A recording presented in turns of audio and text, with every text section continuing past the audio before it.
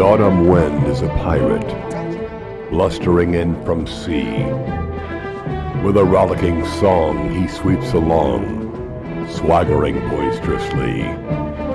His face is weather-beaten. He wears a hooded sash, red, white, and blue about his head, a mentality to eat and smash.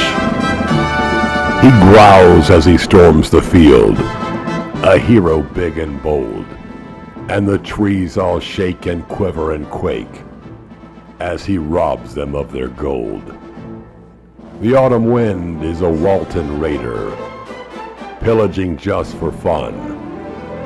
He'll knock you round and say ball down, and laugh when he's conquered and won.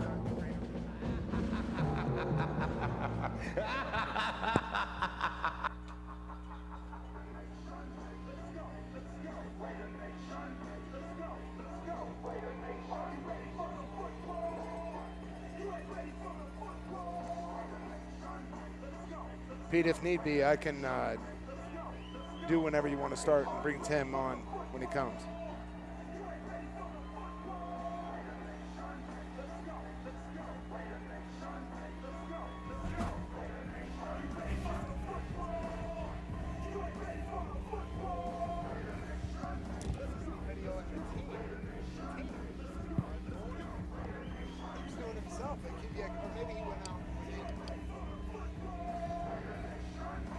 Ready to rock? I can't hear you.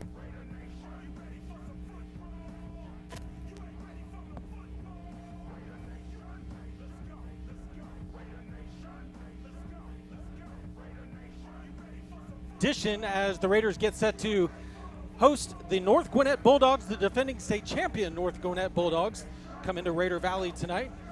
Should be a good matchup, a rematch of last season's first game of the year in the Corky Hill Classic, where Walton was able to come away with a 31-28 victory over North Gwinnett on a blocked field goal by B.J. Gibson. Of course, North Gwinnett went on to reel off 14 straight wins after that and claim their first state championship. I'm Tim Burns along with Chris Hickson. And Chris, we are just moments away from kickoff here in Raider Valley and should be an excellent matchup tonight. Raiders come in at 3-0 on the season. North Gwinnett 2-1. Their only loss to Waukeva from Florida, highly ranked team down there in Florida. So should have a good matchup here tonight. We're definitely looking at a great matchup. I'm excited about tonight's matchup because you got a defense in North Gwinnett that's super aggressive. You're going to see a lot of box play. You're going to see a lot of action underneath. When you see motion, you're going to see a safety set that rolls down hard. You're going to see a flat four in the DBs. Man, they're there to match up, and it's going to give Walton a good test. I know that Walton has a lot of firepower. You're looking at Austin Kirksey. You're looking at Dominick Blaylock. You're looking at KD. You're looking at DJ. And I'm telling you, they got a lot of guys to come to the front line and play. So I'm excited, Tim. Great, it's great to be here. Yep, glad to have you here. DJ Soyoye, who you mentioned, did not play in the last ball game for Walton, which was 2 weeks ago. Walton's had a couple of weeks to get ready for this one. North Gwinnett bounced back with a big, after their first season loss against Waukeva, bounced back with a big win over Norcross, a county rival for them in last week's game for them. So we have the captains meeting at midfield right now. North Gwinnett's in the white tops and red pants, Walton in the blue tops and white pants. And it looks like the Raiders will receive the opening kickoff, so we'll get to see that high-powered Raider offense right off the bat. Should be a lot of fun. I can't wait to see these two teams in action. Yeah, looking forward to it. I know these Walton Raiders have been looking to get back out on the field ever since they had to come back and scrap for a victory on the road. That was the second game of the season against Collins Hill, where Walton was behind and had to fight back to win. And then the following week was able to defeat Pope pretty handily, but didn't have to display a whole lot offensively. It was a bit of a one-sided match, and it seemed like Walton kind of shut things down midway, maybe most of the way through the third quarter, and coasted to victory in that one. And you know, when you look at these guys, really they haven't played a clean game. I grade Walton, or I grade Austin Kirksey every week, and our meeting last night, we talked about nothing's been easy technically this year. It's not been pretty. And they've been getting slowly better every single game. So we're looking for a good reaction to all the tutelage that the coaching staff has been putting in. We're looking for them to come out and play clean. Of course, North Gwinnett's going to look to put a little hurdle into that. Yeah, so this game, obviously, we are taping, and we're going to put up on the website after the fact. But the reason for that, of course, we'd normally be live. But we got ESPN2 in the house tonight, Chris. So the rest of the country a chance to see what Georgia high school football is all about. And let's hope these two teams put on a good show for the rest of the country. I'm expecting exactly that. Absolutely. We got about a minute till kickoff, and I'm expecting the same thing. It's going to be action-packed from minute one. If it's anything like last season's matchup between these two teams, it certainly will be a barn burner. Of course, as I mentioned, that game last year coming down to the wire, a blocked field goal by B.J. Gibson, saving the day for the Raiders and sending them on to a victory. And North Gwinnett used that as motivation for the rest of the season, apparently, because they didn't lose another game all year. Great season for the Bulldogs. So these two teams familiar with each other, not only because of last season's matchup, but you have all the off-season events, the 7-on-7s over the summer, and these players play against each other all the time. In fact, these two teams faced each other in those 7-on-7 matchups quite a few times during the summer. So a couple of teams that are very, very familiar with each other. And Walton also has faced North Gwinnett coach Bill Stewart before when he was with Etowah. So it's a lot of familiarities here between these two teams. And the previous head coach here at Walton, of course, came from North Gwinnett, Mo Dixon, since moved on to Colquitt County.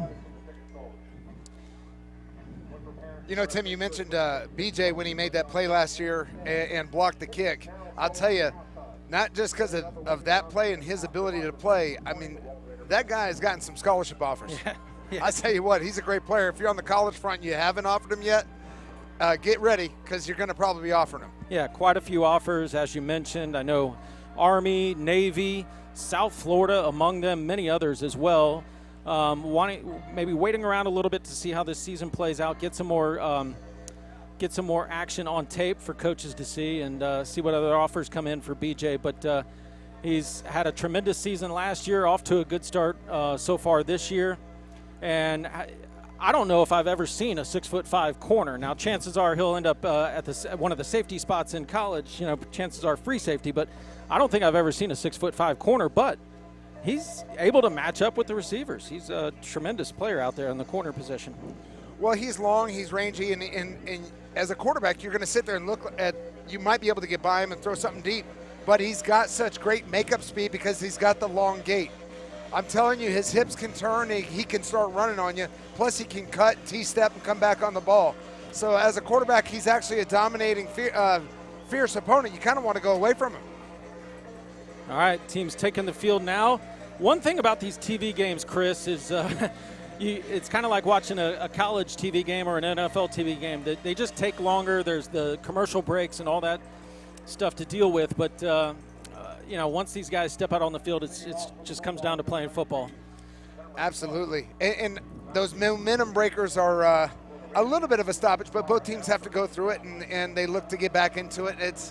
It is what it is. Everybody's got to go through it. But I just saw Coach Hirschfield going over our last few things with Austin Kirksey. They're covering some things, probably covering their script that they have pre-scripted. They've got 10 or 12 plays that they want to run, and they're going through exactly how they want it handled, from if it's a right hash start or a left hash start or middle of the field. And I know one of the major focuses that we wanted Austin to do this week is we wanted him to get the ball out of his hands. We want him to, you know, get set fast and throw fast. And our mantra is we drop fast, read fast, and throw fast. And he's definitely been working on that for the past 2 weeks. All right. Good to know. Good to know. We are most likely waiting for ESPN2 to pay their bills with a couple of commercials here as these teams have lined up. They're ready for the opening kickoff, and here we go. The official steps out of the way. The North Gwinnett kicker teeing things up there at the 40-yard line, back deep for the Raiders. Looks like Mikey Farr on the far side. Go figure. And over here on the near side, is it Dom closest to us? I can't. That's KD. All right. Kendall Alford and Mikey Farr back deep for the Raiders, standing just outside of their goal line. And the kick is away, and it is going to be taken by Katie Alford at the 1-yard line. He heads up, he's got a block and is forced down at the 27-yard line. So the Raiders will take over with their first possession, 1st and 10 from their own 27-yard line. Tim, as you would expect, you saw some good hits from just the special teams. They're looking to get real physical in this game. This will be an exciting game. All right, looking forward to it. Here we go. First home game of the season for the Raiders. They've already played 3 games, one in the Mercedes-Benz Stadium, of course, to kick off the season in the Corky Kell, and then at Collins Hill and at Pope, off last week, and now taking the field. Empty backfield for Austin Kirksey, 3 men wide left, 2 wide to the right. Kirksey takes the snap, hits his receiver at the 30, and tripped up there after a gain of, it looks like, 8, maybe 9 yards. So, Tim, we talked about that last night. They're going to go empty backfield, and they're going to get these guys spread out so they can't be so active inside the box. They ran some crisscross there so they can get a natural pick and run the receiver underneath and try to get some free yardage. I believe that was Mikey Farr on the reception. So 2nd down and 2 yards to go for the Raiders from their 35. Handoff up the middle. Hit and met at the line of scrimmage. Falling forward for 1 yard is DJ Soyoye. That's just a balance checker. That's coming off the script. They're going to stack the box. They're going to have 7 in the box. They're going match play. Whenever you go normal spread, 2x2s, they're going to be about 9 yards in depth DBs, and they'll be flat across the board. Blinding sunshine in our eyes here in the booth. Went and got the sunglasses out of the car. Not sure how much they're really helping, but Kirksey on 3rd and 1 takes the snap. He's going to take it himself. He's got the first down and more as he crosses the 40-yard line, is brought down at the 41, and that'll move the chains for the Raiders. A first down for Walton. As a quarterback, we always talk about if we ever get that opportunity on 3rd and short or 4th and short, we never come away without getting it done. Our team has to believe in us, and Austin right there got it done. Leading passer for the Raiders, of course, as you would expect, but he's also the leading rusher for the Raiders so far on the season, and shows off the ball-carrying ability there on that play. Here's a handoff off the left side. That's Soyoye.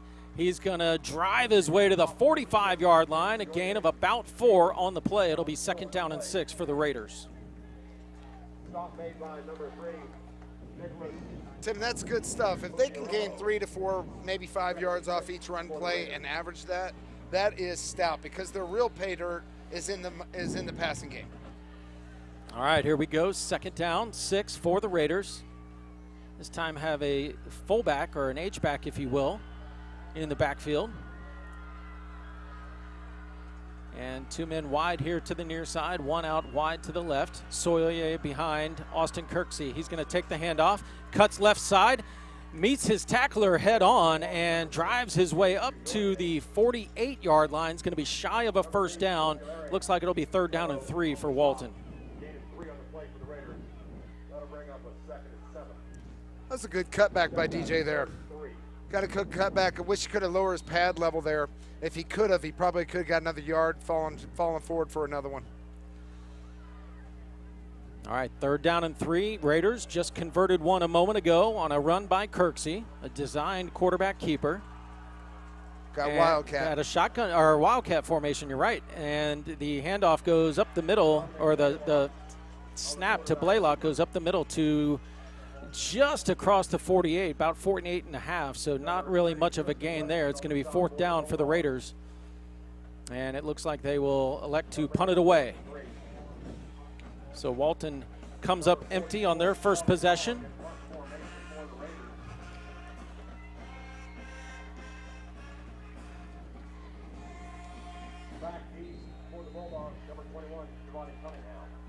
Bonnie Cunningham back deep to receive for North Gwinnett. Charlie Pollock to punt for the Raiders. The kick is away. High, booming punt. And it is going to be in the end zone for a touchback. Pollock tried to pin him deep there, but the bounce did not go the Raiders' way, so North Gwinnett will have the football for the first time, starting at their own 20-yard line. Netted 32 out of that. I guess we could take that. So here we go with the TV timeouts. Chris, this is going to be one of those nights where things kind of drag on a little bit more than normal. 0-0 your score. First quarter from Raider Valley. 8:15 left to go in quarter number 1. So in that play call list, you're probably looking at some things. There was nothing risky. It was all testing and seeing what they do, how do they react, so that you can solidify the rest of your game plan and say, this is exactly what I was planning for, or they're doing something completely different. And as I watched their game film the past couple days, they are pretty consistent with what they're doing. They're running a little bit of flex on the edges, but it's not really doing too much different for their count systems, for their blocking schemes. Well, two of the top teams in the state going head-to-head here tonight, and there's several national polls, been in a couple of national polls. Both of these teams are nationally ranked. Now, these polls I'm talking about list the top 100, so we're not talking about top 20 or top 25. It's a top 100, but both the Raiders and North Gwinnett Bulldogs ranked nationally in a couple of different polls.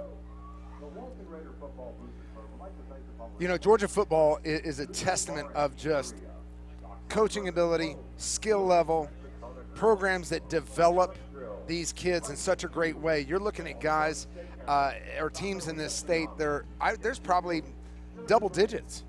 I know that you got Marietta, you've got who else in that one conference? There's 3 alone in that one conference. McEachern and Hillgrove, yeah.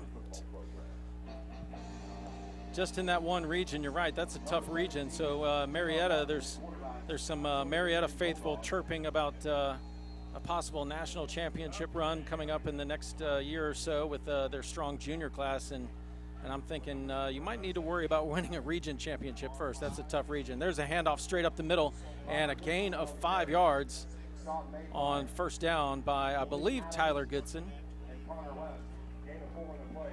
So Walton's running a more traditional defense. They're a little bit more, they're being, they got that 4-2 inside look.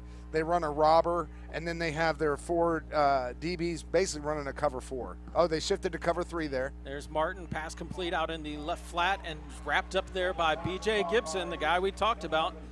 After a very short gain to the 27, it's going to be 3rd down and 3. Josh Downs on the reception for the Bulldogs. So BJ's contract is obviously a little bit different. It's not like Deion Sanders where he only has to cover a guy, no tackles. BJ can get physical and come up and make plays. That's right. Old prime time. I saw speaking of ESPN and high school broadcast, saw his sons play on ESPN. I believe it was last weekend. And Deion's the defensive coordinator for that team. Here we go, 3rd down and a long 4, maybe 5 yards. Zone inside. There's the handoff. Squeeze. Good play. Yep, Raiders with the stop. So a good stop on 3rd down. Looked like Malik Adams in on the stop. Blaylock will drop back to receive this punt. You know, as an offense, you got to be careful. If you have changing in alignments of where your tailback is, you can kind of tell his direction and angle towards the line of scrimmage. He was at a 45 behind the quarterback, meaning that he was going to be taking an inside handoff. All righty, here we go. Blaylock standing at his own 33. The punt is away. Not as good as Pollock's punt. Blaylock can return this one. He picked it up on the 41 and is tripped up as he crossed the 45. Blaylock upset with himself that he wasn't able to keep his feet, but the Raiders will have outstanding field position at their own 46-yard line, 1st down and 10. Tim, as you know, as the chess game plays out, you look at the trade-offs. We ended at the 48, punted. They ended up at about the 28, punted. We got it back at the 46. So now, as the trade-off comes out, we definitely are ahead in the game. It's a field position game. And here we go with the long delay in between possessions once again. While ESPN shows some commercials, 6:25 left to go in the first quarter. And when we come back to the action, it'll be Raider football and their chess move in this chess game that you mentioned. So I would imagine Chris is going to get right back to his pre-scripted line of it's basically a line of questioning. He's wondering what he's going to be seeing. He's probably got about 6 more plays to finish it out. He wants to know what formation is going to pull what defense, what motions is going to call for an adjustment.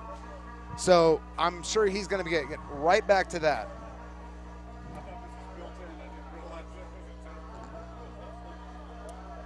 It's a beautiful night here and a good crowd on hand when you consider that this game people could watch in the comfort of their own home on ESPN2.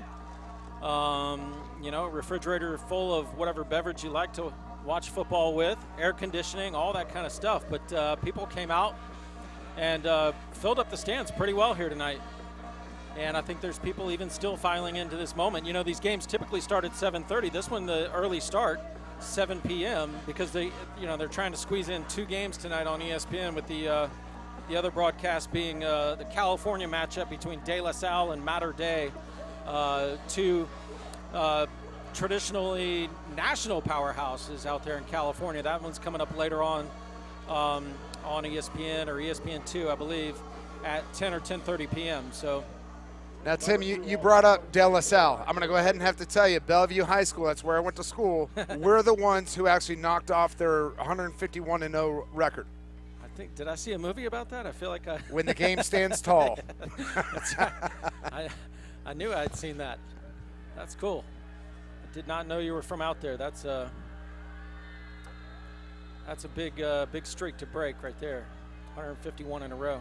So you can see the aggressive defensive pack. Yep. They're matched up. Got to get it out early. That's the game plan. Bubble screen out there on the left side. Now trying to find some running room back up the middle is the receiver. I believe it's KD Alford. And Alford gets just across the 45, maybe back to the line of scrimmage is all he got. 2nd down and 10 for the Raiders. It's a tenacious defense. They're going to hustle, scramble to the ball, and just for KD to get back to the line of scrimmage there, that's pretty good work. Now we got to get a little firmer and get on our blocks, and definitely don't get that little arm tackle that almost took us down the first. We can slide up in that crack in that seam. The Raiders, I don't think it's any secret the strength of their team is in the skill positions. Raiders starting a freshman offensive lineman, which that pass is batted up in the air and knocked down, incomplete, so it'll be 3rd down and 10. But the Raiders starting a freshman offensive tackle, you almost never see that. If occasionally you'll see a freshman start at another position. I mean, we've even seen some freshman quarterbacks start in various places. Buford started a freshman a year ago, and I believe Marietta, with their current quarterback, started as a freshman. So you just don't see the freshman offensive tackle start. He's very good for a freshman, but as you might imagine, going up against much larger guys across the line from him. 7A football in Georgia, Yep. Starting a freshman and lineman, it makes you a little nervous as a quarterback. But, hey, we believe in him. Coaches believe in him. We believe in him. 3rd and 10. Here we go. Kirksey looking over the middle. Okay. And there could have been some interference. There was a little bit of contact. It wasn't too severe, but I think the ball might have been uncatchable. A little bit over Blaylock's head. It's going to bring up a 4th down and 10. So it's pretty obvious that the DBs for North Gwinnett, they really believe in their ability. They're physical. This team is taught their positioning and their skill very, very well. Yep, you got a couple of those guys committed to Division I schools, playing in the defensive backfield for North Gwinnett. Pollock on to punt again. And he's going to throw the fake, and wide open over there. Pass is complete, and he could run a long way. And it is going to be a 1st down. There are no flags. And Charlie Pollock throws a strike complete for a big 1st down. Look at that. I'll tell you what, it's so frustrating for a punting, for a special teams defense to sit there and switch gears and all of a sudden have a protection on for something like that. I believe that was Tanner Daniels on the reception. And the Raiders able to catch North Gwinnett napping, expecting the booming kick by Pollock. Pollock, speak about all these highly rated players. Pollock, one of the most highly rated punters in the country. There's the Wildcat formation again. This time Blaylock takes down the high snap. He's headed out around the left side and is forced out of bounds as he gets close to the 20-yard line. Looks like they'll spot it at the 21 of North Gwinnett. great play. There was a little bit of mess there, and they didn't get the mesh that they wanted. But with Dominick Blaylock being an athlete and just reacting right, taking the ball and just running, Walton likes that anyway. Yep, that worked out really good. Didn't result in a victory, but worked out really good for the Raiders last season in the playoffs against Colquitt County, having Blaylock in the Wildcat formation. There he is again. This time he's running left side. He's got a block over there. Makes one man miss in the backfield. Gets inside the 15-yard line. That's going to be enough for a Walton first down, and they'll move the chains. 1st and 10 from the North Gwinnett 14. Now, each defense we come against, they know that we have the Wildcat potential. We've ran it last year, this year. But they're running it pretty consistent right here, and it's so tough to game plan for. Still in it. And I'm wondering if this is just 100% by design. Like you said, it's part of the package, but when you have a guy like Kirksey, who is very talented both with the arm and with the legs, makes you wonder. As Blaylock once again runs right side this time, drives forward for about a yard, maybe 2. It'll bring up 2nd and long, and here comes Kirksey back into the ball game. 2nd and long demands a little bit more of that ability to pass situation, obviously. Now, one thing I noticed about those snaps when Blaylock was in the Wildcat is you had some low snaps, you had some high snaps. The snaps are a little bit off, so that's something to watch here as the Raiders continue this drive here and throughout the rest of the night.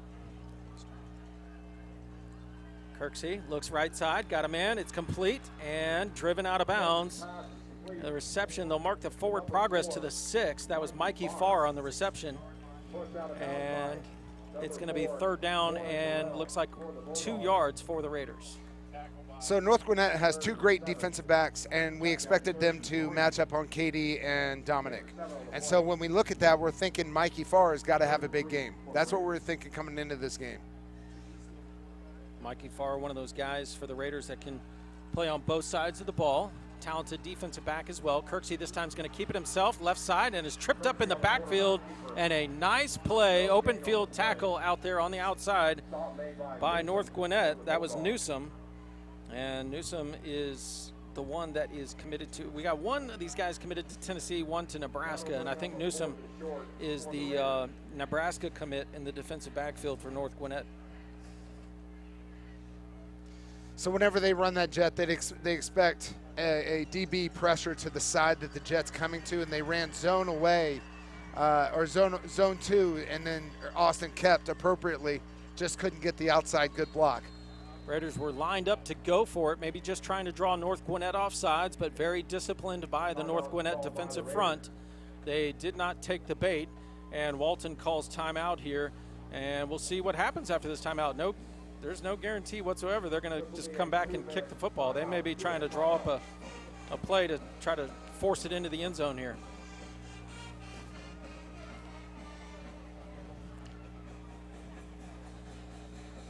Sun is almost about to fall down behind those trees there, behind the visitor stands, and we can't wait for it because it's not only is it in our eyes. Chris, I look like I played the first quarter with the amount of sweat here. I don't know how you're not.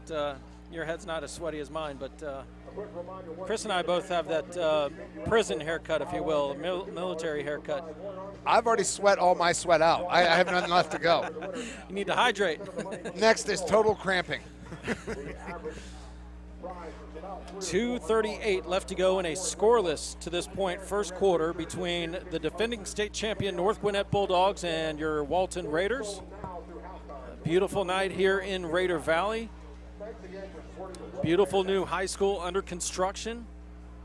Phase 1 was opened prior to the start of this school year. Might have been the start of last year. I can't even keep track. But Phase 2 currently under construction. You can see back to the left behind the visitor stands.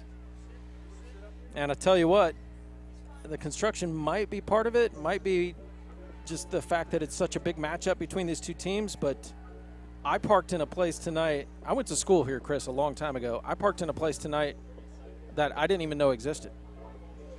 You know. Is it behind the baseball fields? Yeah. See that little dirt path? See those power lines? Just follow those straight out. And I parked there one night last year. Yeah, I've never had to do that before.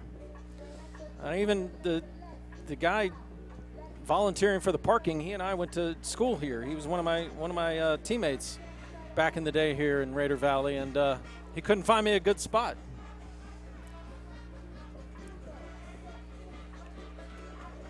All right, here we go. Back from the timeout.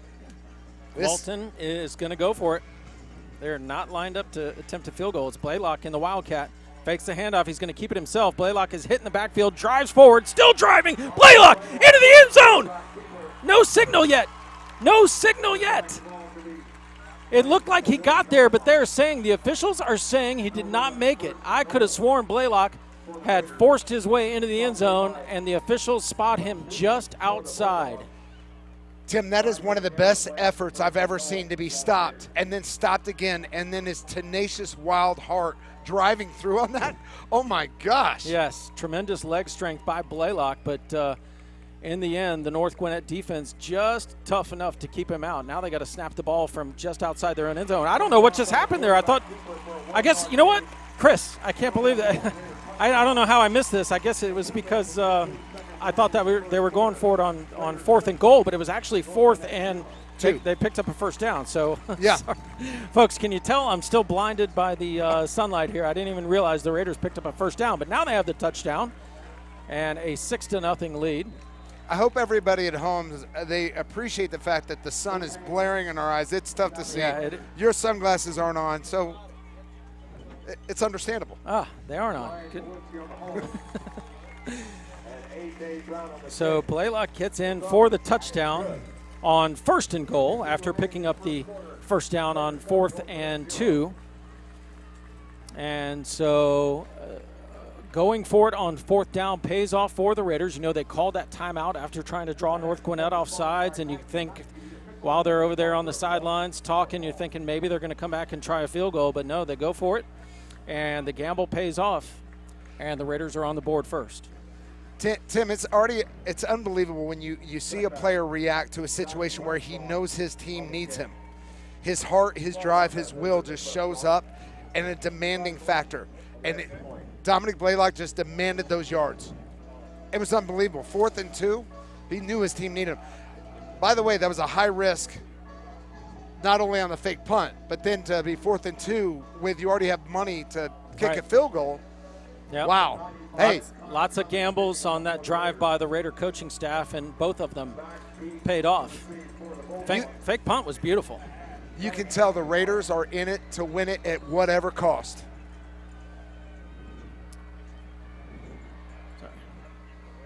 All right, Raiders to kick it off. And the kick is away. A low, boring kick that's going to go deep into the end zone for a touchback, and North Gwinnett will have the ball 1st and 10 at their own 20-yard line. Sometimes that's deflating as a guy who's running down the field, wants some physicality, wants to play, wants to hit people, and the ball goes out of bounds or goes out the back of the end zone. Yep. Some of those guys on the kickoff team, that's, they're backup, some of them, and that's their only chance to get out there and hit somebody some nights. And when you got a kicker who can boom it into the end zone, he takes away a lot of your potential glory, some of your action. Bulldogs with the football handoff. Looks like straight off left guard, and a pickup of about 1 yard, maybe 2.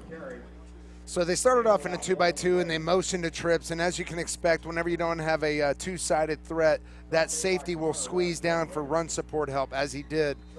And, of course, that makes it a little tougher to run when you got extra people in the box. That was Goodson on the carry, pickup of 1, 2nd down and 9 for the Bulldogs. Balanced 2-by-2 set here. We're in a cover 4 set, probably a 4 cheat. And now you're looking at you got a apex backer. There we go. There's a pitch to the right side. This is Goodson. Flag flies in the backfield. And whenever you see the flag in the backfield, typically it's going to go against the offense, and chances are it could be a holding. We'll see what the indication is.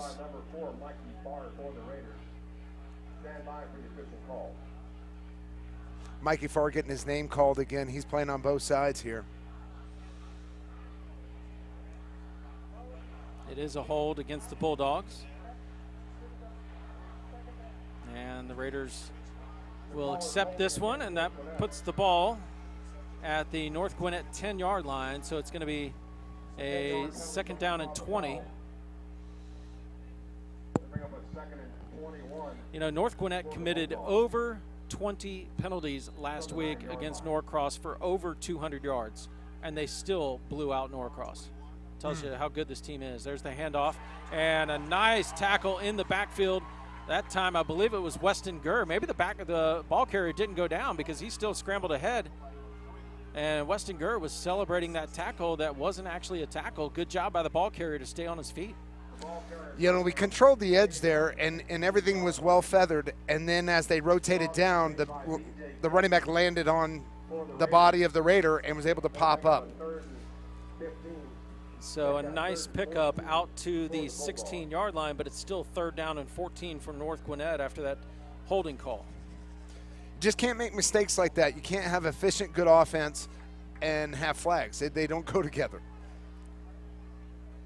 Not many play calls for 3rd and 14. And another penalty here. This one's going to be, looks like either, is it a delay a game or an offsides? It's actually an offsides against the Raiders. So that doesn't help. That makes things a little bit easier for the Bulldogs. Now it's 3rd and 9. It was an encroachment call, actually, against the Raiders. So a lot of times in 3rd and long or third and any kind of change, you look to get free yardage. They did. They probably caught on to and got our defense off. And another flag comes in before the ball can be snapped. This is going to be a procedure call. So those 5 yards North Gwinnett just got on the encroachment penalty, Walton gets right back. You know, Tim, that always amazes me. They happen to know the snap count. Yeah, the offense has all the advantage. J.R. Martin, the quarterback for the Bulldogs, drops back looking downfield. He's under some pressure, now flushes out to the right. Gets almost dragged down. Now he's going to be hit and dropped over there on the far side. And I believe it's Drew Mihalik, one of the guys who came up to make the stop for the Raiders. And Trey Middleton in there as well, so a sack on 3rd down. You know, some of the cornerstones that Walton plays by on defense is discipline, always in position, being physical, and when you see out of balance, commit and fly to the ball. And the guy was running for his life, and the linebackers came out of zone, and they came up and made the hit. That is the end of quarter number 1 here at Raider Valley, with the Walton Raiders leading the North Gwinnett Bulldogs 7-1, or 7-0 rather. Second quarter coming up here in just a few moments. So a good start, quarter number 1 for the Raiders. And they're going to be getting the ball back here to start quarter number 2 and should have some good field position.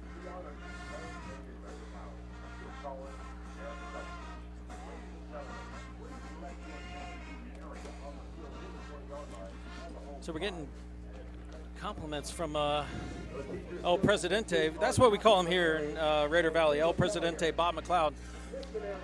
Bob was the former Touchdown Club president, so the name just kind of stuck with him.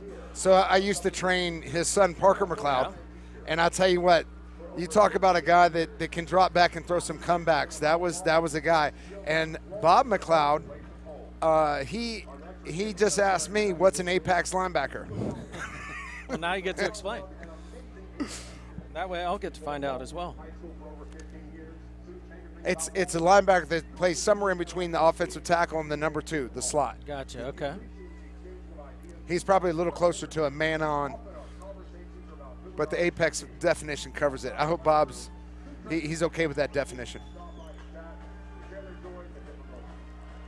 I like that positioning, though, from a defensive standpoint. It seems like it puts a linebacker in a position to come off the edge and rush the passer a little better. It gives him a little better angle to come in there and maybe unblocked, but it also allows him to drop into the coverage in the flat and also for the curl if need be. So there's some detail that offers us as quarterbacks. Whenever you got an Apex linebacker, you pretty much know it's zone. And now we know we're going to be running void routes and not, man across, where we're going to be sprinting through our routes. So they'll have some sit-down windows in there when he's apexed. When he's man-on and just a little bit inside shade on that slot, We know we got man, or normally we'll have man. And I'll tell you what, in this spread offensive day, you got the shotgun spread, and they are throwing the ball a lot. And what spread means, spread them out, cause some windows and some holes, and we're going to throw them into them. So they got a lot of guys like to get a good hit on that slot, make sure that guy doesn't feel comfortable or safe. We'll get a chance to see Walton and Austin Kirksey, see if they can attack that apex linebacker of North Gwinnett here in just a few more moments as they get set to take the field to start quarter number 2. It's going to be North Gwinnett punting the football away. Dom Blaylock once again will be back to receive this one.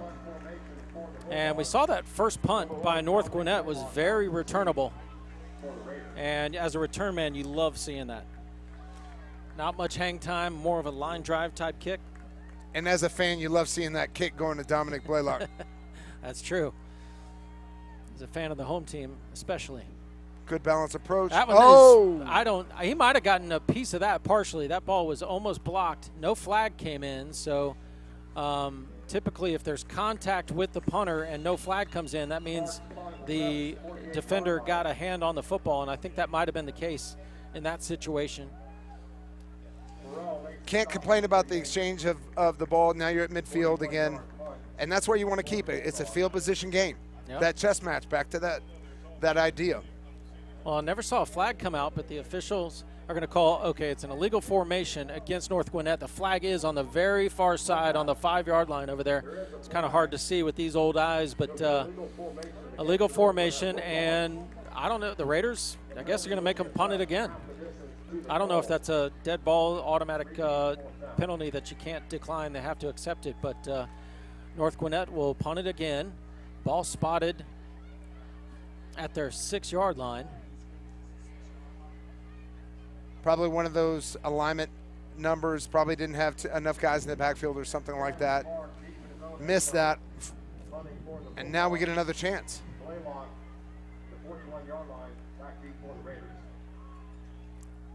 Blaylock standing on the North Gwinnett 41. That one is almost blocked again. Blaylock's going to catch it at the 38, makes one man miss, reverses field, and is going to end up in the arms of a North Gwinnett Bulldog and is going to be dropped at the North Gwinnett 35-yard line. Outstanding field position for Austin Kirksey and the Walton Raider offense with 11:37 left to go in quarter number 2 here from Raider Valley. You know, Tim, the advantage of that right there is an 18-yard transfer.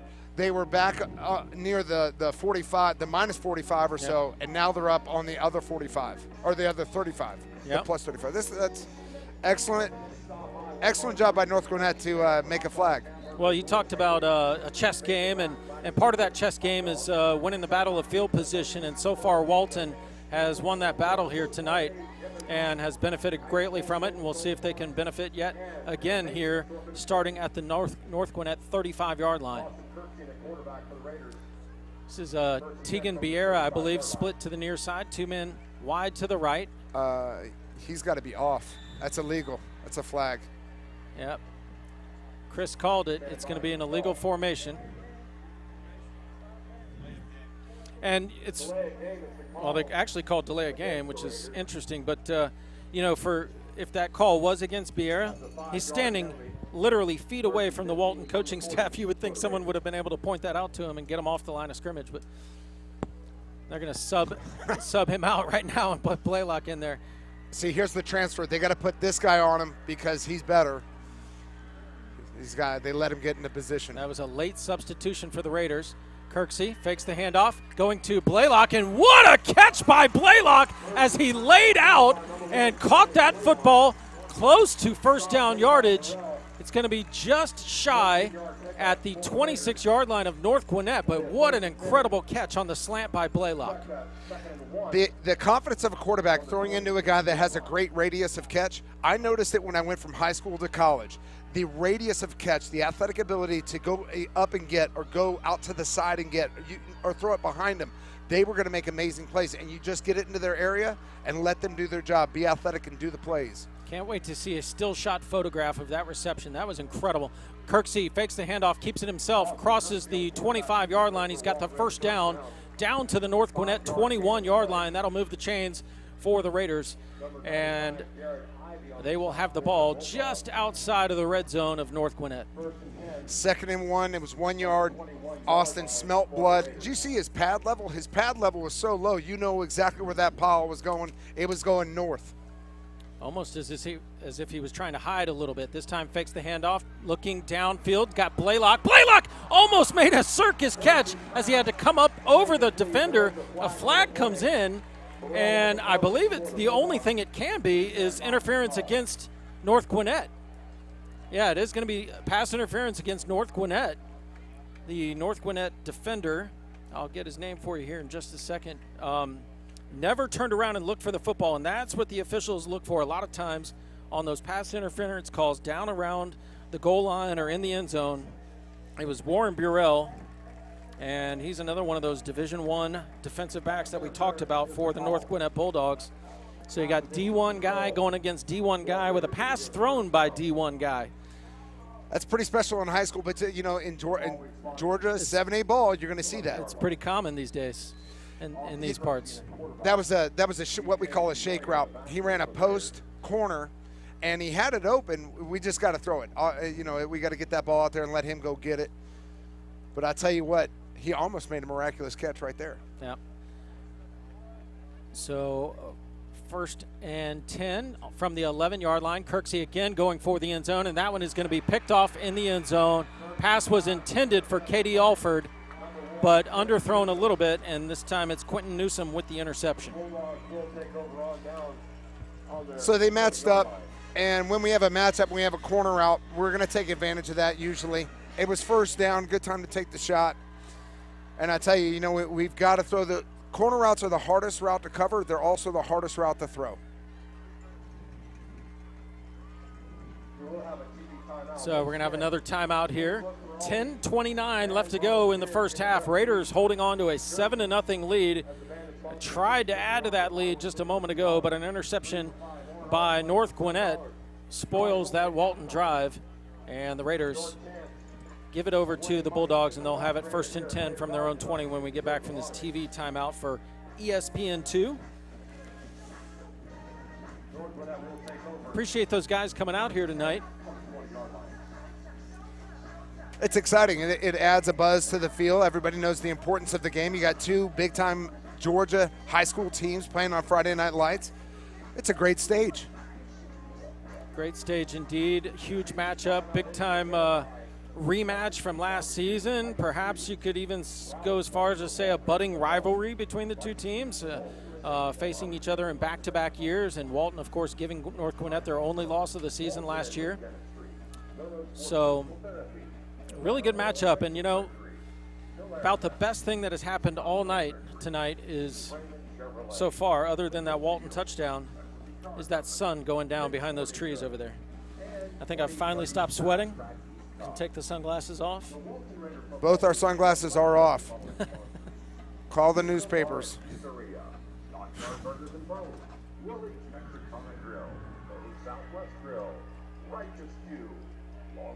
I tell you, Tim, I had to somewhat hold my tongue there when I saw that throw come off. He kind of did what we call rictus constrictus. It's that imaginary string tied to your thumb. When you see a guy open, it's tied to your cheeks back there, and you get kind of tight when you see him so open. And he didn't throw it. He kind of tried to place it there. We got to throw that ball. And that happened twice in a row. I know Coach Hirschfeld will be all over that with him. Just throw the ball. And there we go. North Gwinnett on 1st down completes the pass over here to the near sideline of the Raiders, and that's going to be enough for a 1st down. Quite often with a momentum change of a pick, next thing you'll see is something with a mid-strike to a longer strike, and that's a responsible play when you're on a -20, is to come out and throw some sort of something that'll get you a little bit more yardage, but not something too big. Here we go. Here's a handoff. Big hole up the middle, and across the 40-yard line for the Bulldogs on the carry is number 31, and that is Devin Crosby with a nice pickup. 2nd down and 1. So North Gwinnett starting to find some openings in this Raider defense. They'll keep it on the ground again, and this time it's stop in the backfield, but that was a fake. It faked me out, but still stopped in the backfield after the pitch out to the left is number 31 once again, Devin Crosby on the carry, and they actually lost yards. He did. Devin was cutting so hard there, he lost balance, and when you lose balance, you lose timing. He saw the hole, but he didn't keep his balance where he could cut with aggression and speed.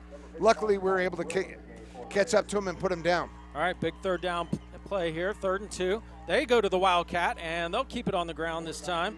And that was Warren Burrell on the carry, picking up the first down. So Coach Stewart taking a little bit of the Walton playbook there and putting Burrell back in the shotgun or in the Wildcat formation, just like Walton has done with Dominick Blaylock.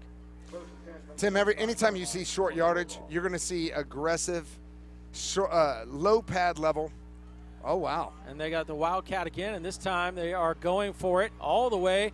Deep pass, caught, and inside the Walton 5-yard line. And it is going to be a big pickup for the North Gwinnett Bulldogs. Josh Downs on the reception. Now, Josh Downs stands 5'11", but, man, he really climbed the ladder that time to go up and catch that football. Here's the deal. Mikey Farr plays both ways. He's a receiver and a DB. I wish he could have been just a DB there, gone up and spiked the ball away. He went up and tried to make the catch. You don't do that as a DB. Don't try to be the star. You just knock the ball down. 1st and goal. North Gwinnett keeps it on the ground in the Wildcat formation once again. And it looks like they're using a few different guys at the quarterback position. That looked like number 6, Brian McGlynn. And McGlynn is stopped for a loss of maybe a yard. You had 2 excellent plays there. The edge play. There was one of a Walton player who went out and stretched it to make sure he confirmed that the running back would cut up. And then the next thing you had somebody fill in that gap physically. There's the handoff to Crosby again. Crosby drives inside the 5 and is going to be dropped down at the 2-yard line. So it'll be 3rd down and goal now.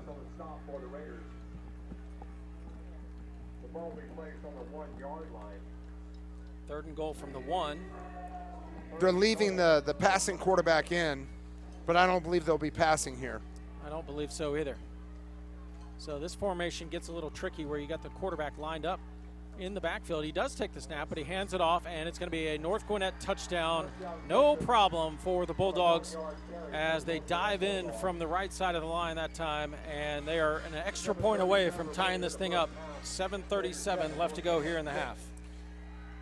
Tim, the chess match, it seems like it's a decision over statistics, but yet you can't get away from emotion. It's a momentum game. When that pick happened, and the next thing you know is 6 plays later, there we are. So odd formation here for the Bulldogs. We'll see if they now they will move over, shift over, and line up in the regular extra point lineup.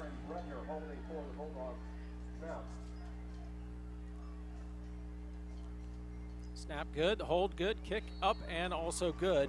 And that ties the game up 7 apiece. 7:37 here left to go in half number 1 from Raider Valley, and we're getting just about what we expected between these two teams. We knew it was going to be a good matchup, and they've given us that so far. I'll tell you, Walton's pretty much they've stayed with their. It's a vanilla type defensive look. It's a balanced look where they're in that cover 4, and they'll bring down whenever they go to trips. That Walton will bring up their safety on the backside.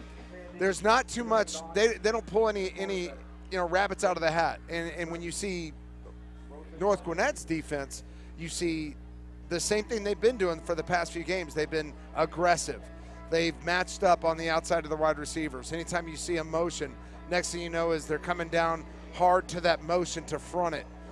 They've actually, Tim, they've been locking up. They've been going press against Dominick. Yeah. I wasn't expecting that.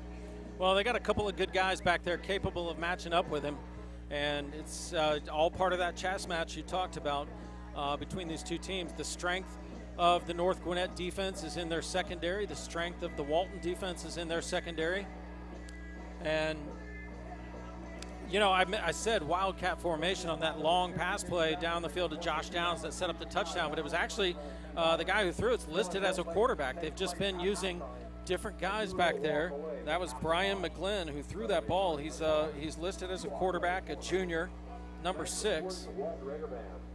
Well, if you have any golf understanding, that's what this guy used. We all know that 95 to 100% swing. We all know that, and that's what he used on that post shot. You don't really know that 60% feel shot unless you play a lot of golf, where you gotta, put it on there somewhere. This guy just said, you know what? I'm gonna drop back at a certain time. I'm gonna throw it as far as I can. I know that's where he'll be at a certain time, and that's what they did. Yep. With comfort, they obviously practice it that way.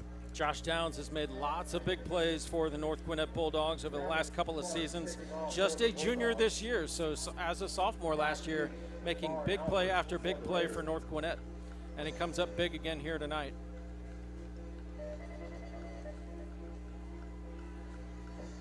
So we are set to kick this one off. So we got 7.5 minutes left. I wonder what Coach Hirschfeld's going to do here. I bet you within the first 2 plays, we see an empty backfield and we get another screen underneath. Where it's not a screen, but it's a downfield throw, but it's where they're getting a natural pick. Kick is away, and looks like it is not going to be returnable as it's caught by Blaylock just inside the end zone. I'm sorry, that was Katie Alford. Telling you what, when the numbers, for my old eyes, when the numbers are as far away as they are, those single-digit numbers, they all look like number 1. That's not what you want to see on the defense. That's right. That's right. So that was Alford who could not return that one, and here we go with the Raider offense. I know that's one of the frustrating things for return men. You'll see them step, they'll put their ankles right there and try to catch the ball above their head, so they want to return that ball. Because in high school, obviously that's a dead ball whenever it hits the end zone. So Kirksey with a lone running back in the backfield with him. That's Soyoye. Fakes the handoff to him. Passes complete to Katie Alford. Alford gets close to a first down near the 30-yard line. Looks like they'll spot it at the 28. So pickup of 8. It'll be 2nd down and 2.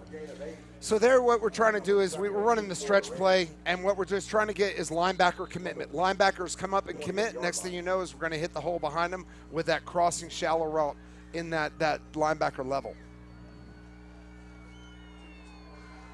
And especially that works whenever we got matchup defense.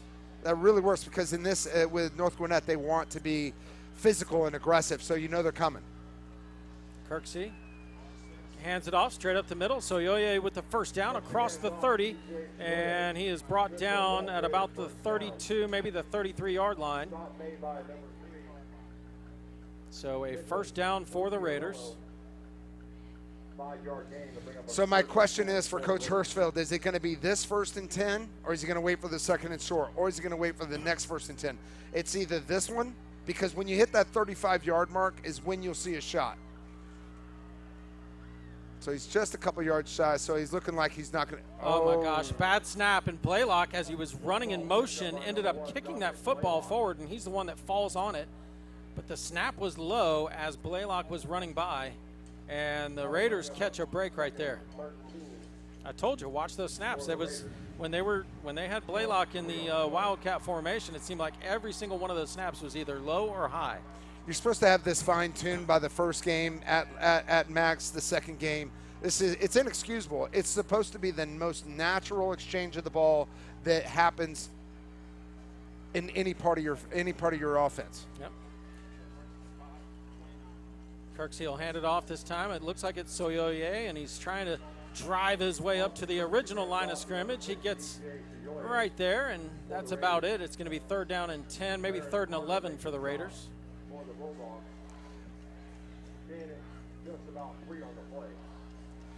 This is normally when you would see Walton's offense throw the comeback. Now with the aggressive corner play and the great, corner by North Gwinnett, we'll see what they do. I out of the trips, I don't think they're going to be doing it. They're in max protect, so they're. Kirksey forced out to his right, looking downfield for Farr. Is it complete? It looks like it is. Mikey Farr with the reception and a first down for the Raiders just inside North Gwinnett territory at the 49-yard line. Tim, you basically had to dig there, and Dig's working every single defense. And I'm going to tell you right now, that was a great play by Austin. That was a great play by Farr. That was a great play by the DB. He was jumping. He was into the guy's shadow, hip pocket. He jumped for it. Everybody there was in position. That was a really good play all the way around. Yep. Defensive front, move the pocket like they're supposed to, get Austin uncomfortable and out of his halo, and everybody did great. Good throw, good catch, and like you said, the DB was about where he needed to be. There is Kirksey on the quarterback keeper. Might have gained a yard at the most, but that's about it. It's going to be second down and long for the Raiders. Number 39. 39 is Slicing. Down under 5 minutes left to go here in half number one. 7-7 the score between North Gwinnett and Walton. That inside the box, the run game is so tough, even when you go empty backfield, because they're so aggressive up front and they're physical. Kirksey again flushed out of the pocket to the right side, looking downfield. Had a man for a moment that was Alford, and the pass was thrown out of bounds. It's going to be third down and long now for Walton. Smart play. Nothing really was there. So Austin took the easy way out. Don't try to do anything spectacular. Just throw the ball away. Let's see what the Raiders dial up here on third and long.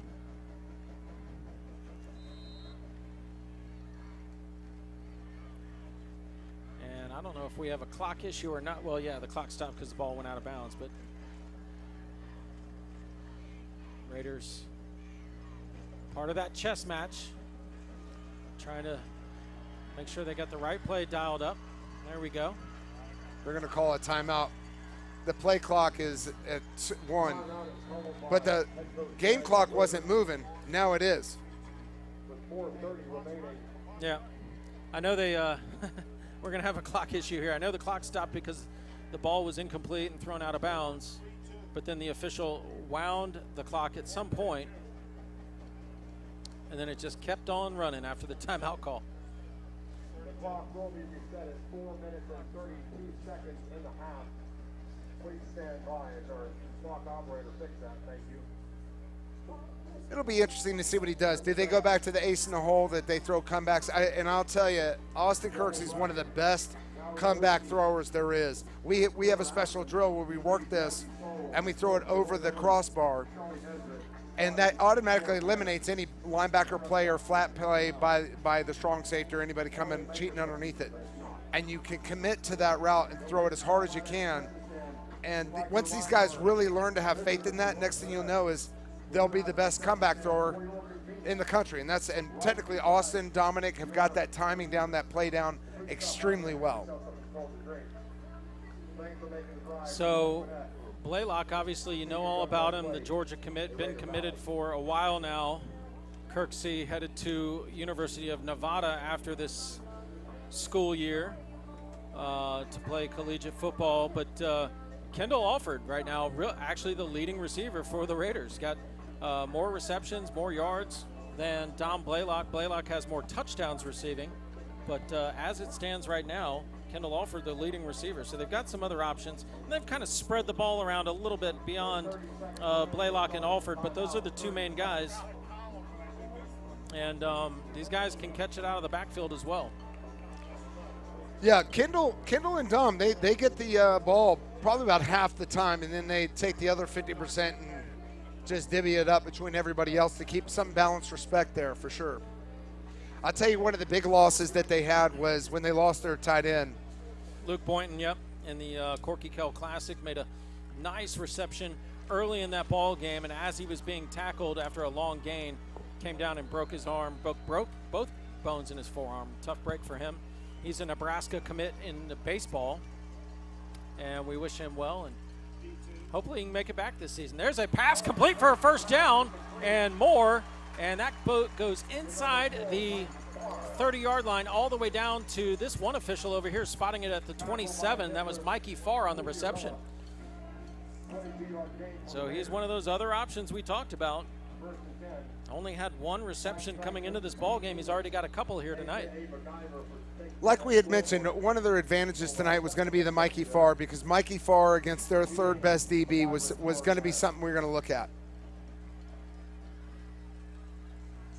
They're playing their match, cover 4. Kirksey hands it off to Soyoye around the right side. He's going to be driven out of bounds as he crosses the 25-yard line. They'll spot it at the 24 of North Gwinnett. And that will stop the clock at 4 minutes, 4 seconds left to go in half number 1. Gain of about 3 or 4 yards. Sorry, Chris. I was just going to say, you know, like we had mentioned before, anytime you can get 4 yards out of 3 to 5 yards out of the run game, you're going to be pretty happy in the spread game. This time trips to the left side, passes complete over here. Short gain, but it's inside the 20, down to the 18-yard line. It looks like Blaylock on the reception, real close to a first down, but just not quite enough, it looks like. In the all-hitch play, you don't quite often see a reset. Austin just had reset, and they played that soft match play that allows that soft reset, but you don't normally see something like that. Obviously, he had felt like maybe there was a linebacker or a spy technique on the boundary side, and so he came back to the field side and actually made a very good placement throw there. This time trips to the right side. Soyoye in the backfield with Kirksey. Kirksey fakes the handoff, keeps it himself, drives forward across the 15-yard line. A first down for the Raiders down at the North Gwinnett 14-yard line. Tim, I know I'm a broken record, but I'm going to say it again. When it comes down to the quarterback and it's inches to a yard, short yardage, you've got to be bigger than life. You've got to make it happen for your team, and that's something that Austin Kirksey has got it through and through. He lowered his pad level. He aggressively attacked. He got what he wanted. You can really tell the work that has been put in the weight room by some of these guys over the summer, and Austin Kirksey is one of those guys. There's a pass complete over here to the left side inside the 10-yard line to Katie Alford, and they'll spot it at the 8. They're really taking advantages of the soft coverage. I know they're scared of these guys. They're all athletic, but, man, you don't like seeing that double clutch by that throw.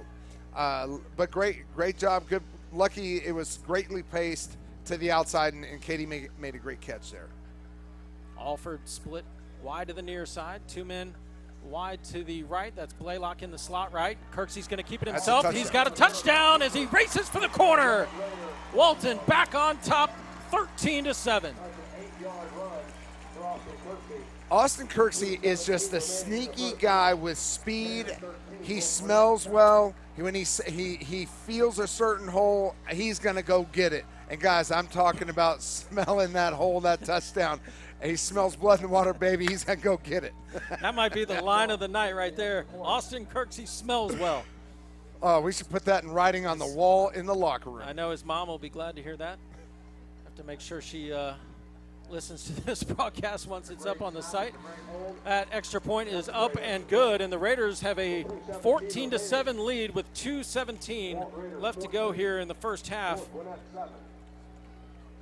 So, outstanding drive there for the Raiders. You know, you can tell a team's testament, their character, and how well they've been coached and how well they believe in each other, how you answer. We just had another momentum switch. Walton came back out. They answered the bell. They scored. And now, what happens now? What's North Gwinnett going to do? It's the same question. Are they going to come back with great character, discipline, believe in each other, and try to do something this final 2 minutes and 17 seconds of the first half? Now, I know I talked about earlier, sometimes you've got some backups on the kickoff team, but I'm seeing some defensive starters out there for the Raiders. You got Malika Adams out there,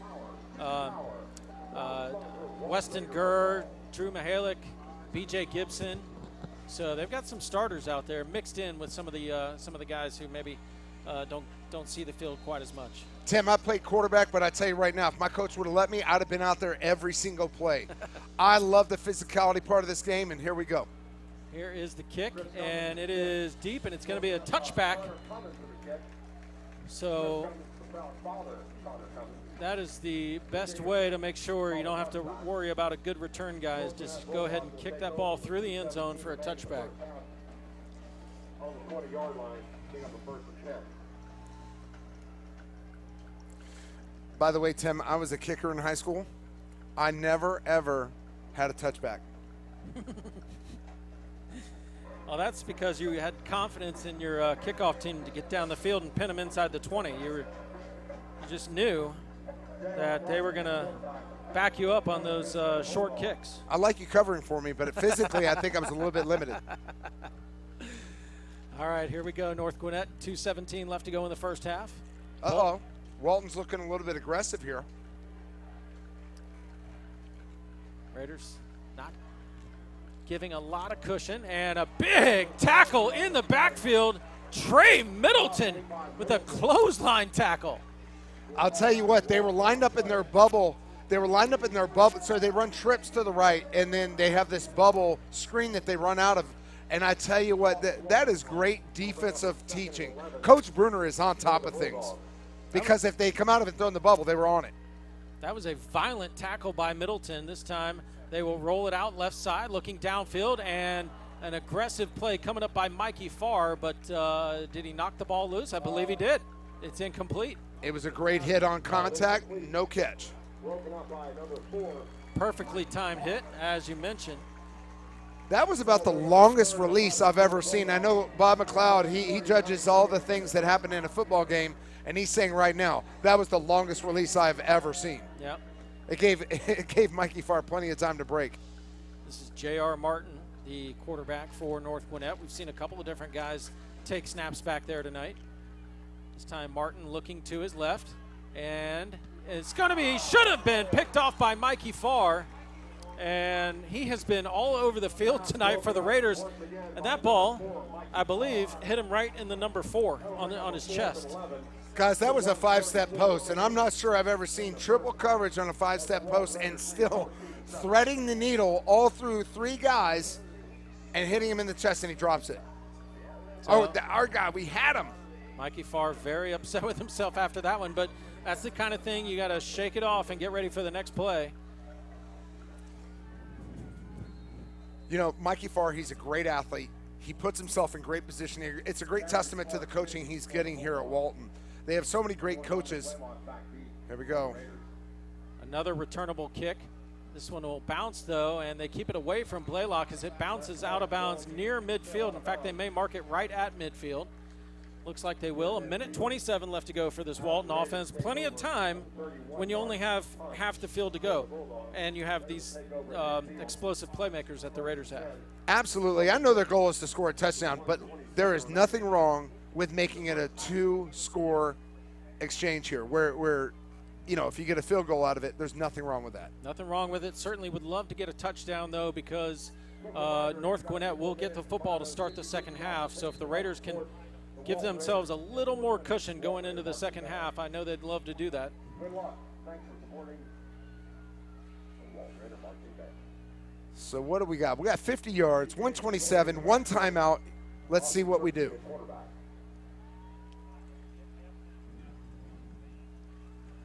Kirksey looking left, and he's going to be hit from behind. He did not sense that man coming around off the right edge. And a good rush by the North Gwinnett defense, and they pick up the sack, and that's going to be a loss of 6 yards. It'll be 2nd down and 16. You got to have that internal clock as a quarterback. You got to know that the pressure's coming. You may not see it, but you got to know it's coming. We're letting that clock burn right now, and you're right about that. We got to have that clock. By the second hitch, we got to let that thing rip. Down under a minute. Kirksey will hand it off to Soyoye. Big room outside on the right side, and he is flipped up in the air out of bounds over there as he picks up good yardage. That will stop the clock with him going out of bounds. 49 seconds left to go. They'll spot it at the 45, 3rd and 5. We call that a little bit of ESPN motivated jump there, because he might make some top 10 plays if he does something special. Yeah, and they could not just be on it. Could end up using that in their promos for future high school football broadcasts. You know. Okay, we got Austin down. Austin. I'm wondering what happened here. Yeah, I didn't see. Maybe he tried to throw a block. It's might be able to get a replay over here. If do you think do we have replay? Can we get a replay? No replay. All right. I was talking with Pete English, the guy who is the mastermind behind Raider Vision, puts all this together for us, and so we are not able to get the replay, unfortunately. But Kirksey sitting down on the field, looks like he might be about to get up, but he's sitting at the 44-yard line, and the backup quarterback, just a freshman, Zach Rosman, is warming up. Talking about freshman quarterbacks, is another one. So it's looking like an ankle or a knee. I'm anxious to see. Rosman has gotten some playing time this year. He's completed 1 of 2 passes on the season. He's played in 2 separate ball games for the Raiders. So most likely about to see his 3rd live game action as a high school football player. So, Tim, we talk a lot about the emotion part of the game. I'm dealing with some of it now, having a personal coaching situation with Austin.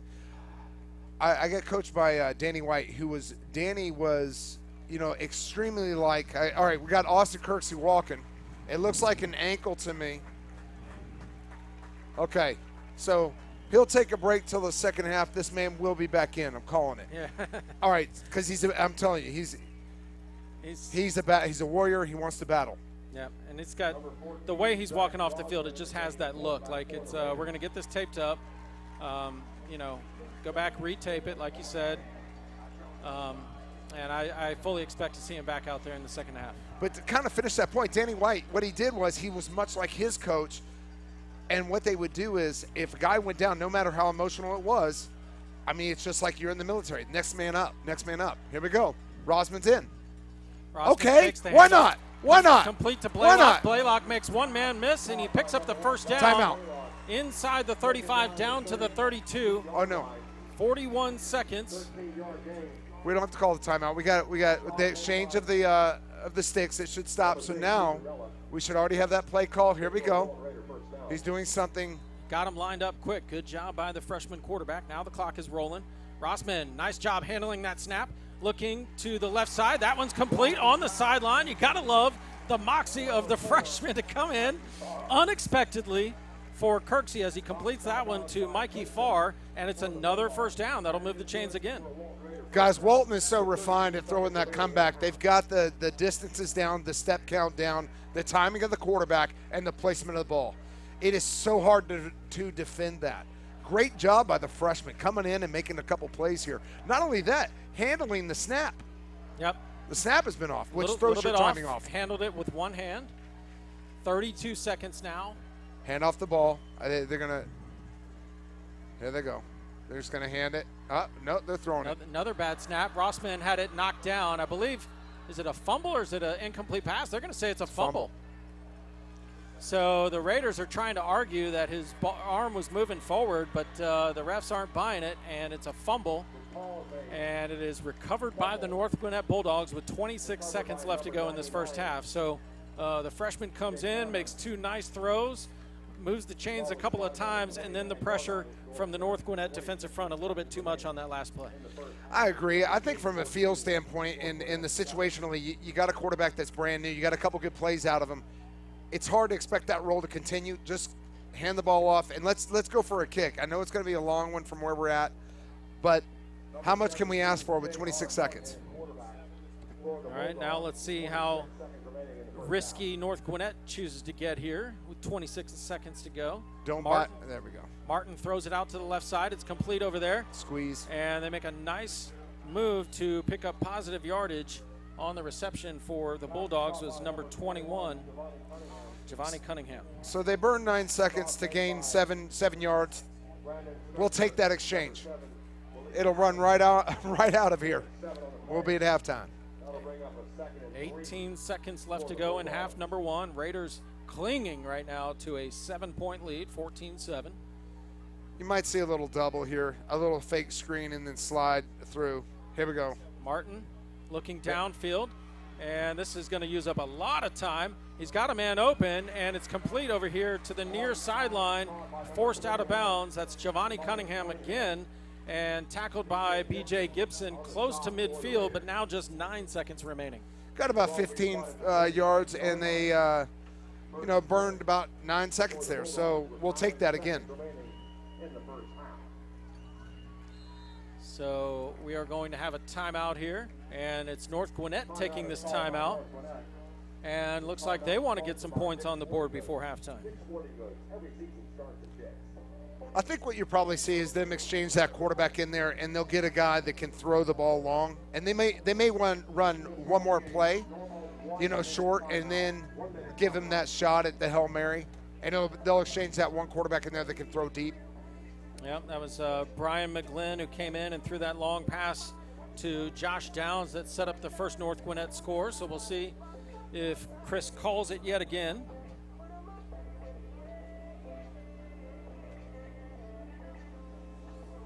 So we've got that TV timeout going. We got good music. Everything good is happening. We've got the sun down. We're up right now. We just got to put a stop to this run right here and then get into the locker room and see what we got with Austin and how he's going to get taped up.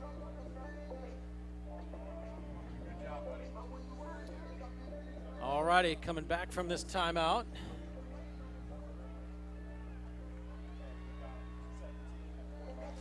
All right, 9 seconds to go. We've got 1st and 10 from the 50, the minus 49. It is still J.R. Martin in their quarterback for the Bulldogs. He's looking to his right side. That one is caught on the sideline. A nice catch that time by Josh Downs. Downs, an outstanding reception. 4 seconds left. This would be an extremely long field goal, but what this does is it gives them a shot at the end zone. That's exactly what they got. They got 4 seconds. They're going to take the shot. Spotted at the 36-yard line of the Raiders. They're going to leave the quarterback in. They may have some hook and ladder if it's this guy, because I'm not sure this guy has it's not that bad of a throw. They are going to try some trickery here as they do a reverse, and oh my goodness, a hit, and that is Malik Adams getting flagged for that hit. It hit him up a little too high. Adams doesn't even know it yet, but man, what a hit. You almost like the exchange of the flag and the hit because it's a physical part of the game, and you just demanded respect, and that's a momentum stealer. But this is a valuable time to have something like that happen and a valuable part of the field to give up. Yep, half cannot end on a defensive penalty, and I'm just assuming that call, by the way. I'm hoping I'm wrong, but the flag came in. It is a personal foul, yep. The call is personal foul. So let's just hope they don't eject him. Okay. It's going to be at the 21. All right, so now they can run a normal play. But you know what they did on that last play is exactly what I said. They were going to run some sort of trickery, but the guy who had the bigger arm had the ball. So the ball spotted at the 21, as Chris mentioned. One untimed down coming up for the Bulldogs. And it looks like they might go for the field goal now. Now they're in position. Now, we saw this last year, B.J. Gibson. Last year, he was lined up on the right side and came flying in to block the field goal. And let's see, he's lined up on the left side now. Let's see if B.J. can do it again. There's the snap, the hold, the kick is up, and it looks good, and it is no good. Missed it to the right. Wow. Raiders catch a break there to end half number one as the field goal is missed. He had obviously plenty of legs, snap, hold, all that good, but just off to the side. And the Raiders will take every break they can get going up against the defending state champs. So they head into the locker room with a 14-7 lead on North Gwinnett. And Chris, thoughts from the first half as we saw Austin Kirksey go down with an injury. Looks like maybe he might be able to come back. Freshman comes in, couple of nice plays, but then ends up turning it over. Yeah, you don't want to ever see your starting quarterback go down, and especially one that means as much as Austin Kirksey does to his team. Right now he's got a shoe off his ankle. He's got a sock off. They're doing some testing. They're looking at it. I'm wondering if they're trying to sit there and say, hey, do we have anything more than a sprain here? Because a lot of times you can play with a sprain that's still warm. Keep it warm. Throw some hot stuff on it. That old Miyagi. Slap those hands and let's get that thing working, and we'll deal with the rest of it after the game. Now, certainly you want to win every game you can, but from the standpoint of region, standings and trying to make the top 4 in the region get into the playoffs, this game technically does not count. Now, obviously, Austin Kirksey, as you said, he's a warrior. He wants to get back in there, and we'll see what ends up happening. The freshman looked like he did pretty good when he came in. He did, and I know Coach Hirschfeld is super excited about him because he's smart. He throws to the right guy. He has great instincts on what to do. There's a lot of good things that Rosman does, but at the same time, this is Georgia 7A ball. It's a significant level, and you want to know, does this guy physically have the capabilities? Just yet, we know he will, especially with the great weight program that Coach Bruner has and all the different development things that they do. It's just, it's a tall order, but I think you'll see a lot more if Kirksey doesn't come back. You're going to see a lot more Wildcat. You're going to see a lot more play variety. When Rosman comes in, or if Rosman does come in, you're going to see a lot more vanilla play calls with him in there. All right, we've got the North Gwinnett band leading things off here at halftime. It'll be followed by the Raider band. We're going to let you enjoy that. We'll take a break here on Raider Vision and let you enjoy some of this halftime entertainment. And we'll be back with more football here coming up on Raider Vision shortly.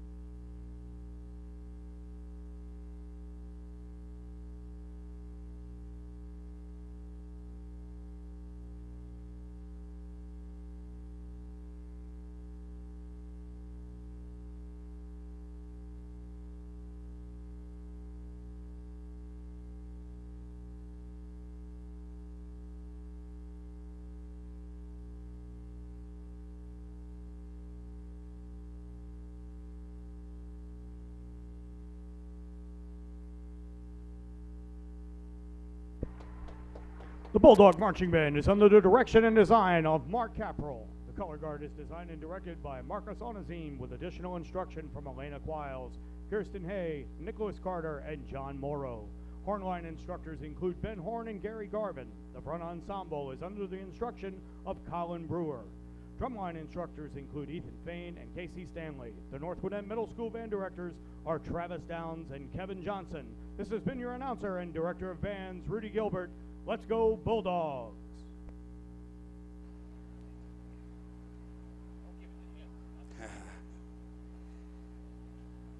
All right. Great job by the Bulldog Band from North Gwinnett. And now we're going to get ready for our Walton Raider Marching Band. So we're not exactly sure how much of the show we'll get in tonight. We're super excited to be able to present our first and second movements of our show, which I'll announce here momentarily. Super excited to be on Raider Vision. Something new for us in the band. Lots of new things this year. New band director, John Palmer, was our assistant band director for the last few years. Mr. Mike Back retired this summer after 33 years at the helm of the Raider Band.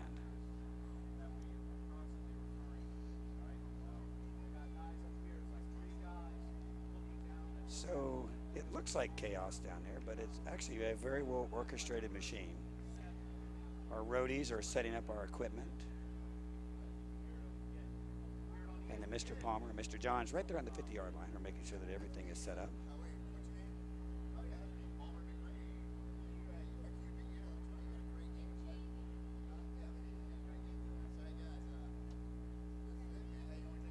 And we're going to get ready to get started here.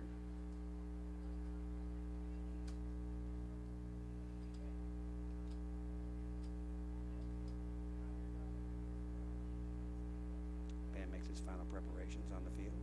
Mr. Palmer's checking everything, making sure everything's ready to go.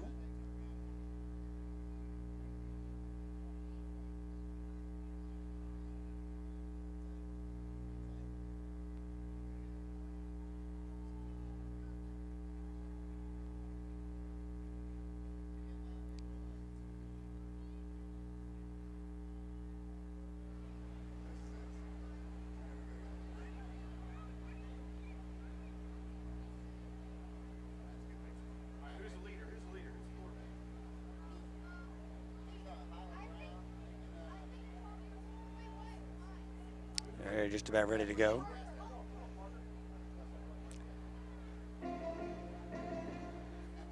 The longest part of our preparation for any of our shows is making sure all the electronics on the sideline work. I think he's just about ready.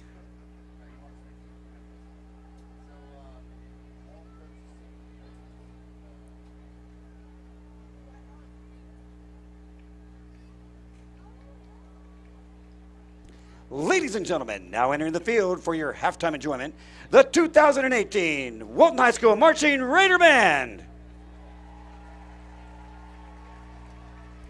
Principal Catherine Melanda, band directors John Palmer and Chris Johns, and the staff of Walton High School are proud to present the 2018 Raider Band as they perform this year's show entitled Into That Good Night. This year's musical selections include the following: Into That Good Night, Fear of the Dark, Good Night, and Sunrise. Drum majors Dylan King, Chloe Carlson, Kelsey DeRava, and Auntie Hall. Is your band ready?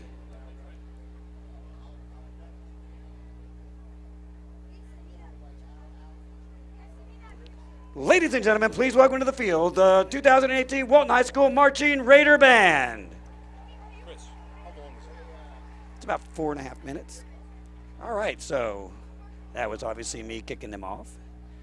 And so this year's show is, I would say it's a departure from the shows that we've done in years past. You'll see a lot more choreography. So this first movement called Into the Good Night, or Into That Good Night, features a lot of choreography on the field. So you'll see the band members running on from the sideline, running on from the end zone, and playing a lot of different, or doing a lot of different movements. And then we call this a unison movement right here in the beginning. And then my favorite part of the whole first movement is actually coming up here in just a second. We call it a big hit. We have four drum majors on the field, as I announced them earlier. Dylan King is our main drum major right there on the center podium. And there's that hit I was talking about.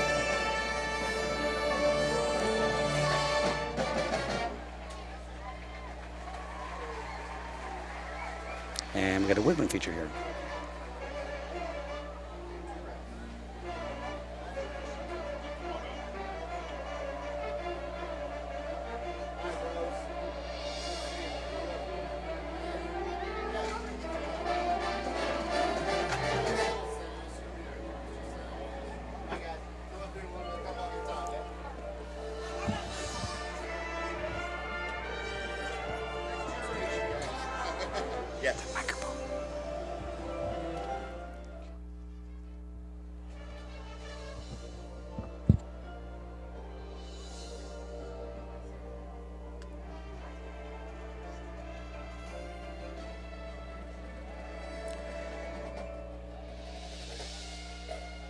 So as we come into the end of the first movement here, you'll see the band basically fronting to the front sideline, which really kind of prepares them not only for the end of the movement, but it actually sets them up for the second movement.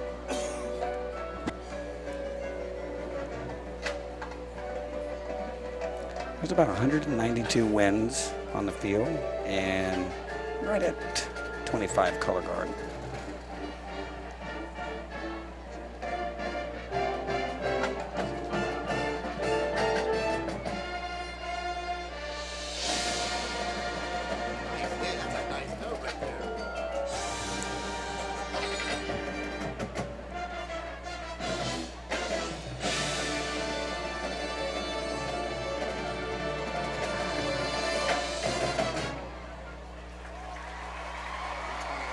And that's the end of movement one. Now we go on to movement two, which titled Fear of the Dark.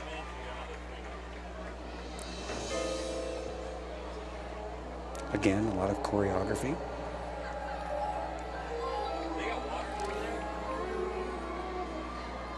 And I'll point your attention to right around the 37-yard line. We're going to see one of the main props that we'll use in the show this year come out.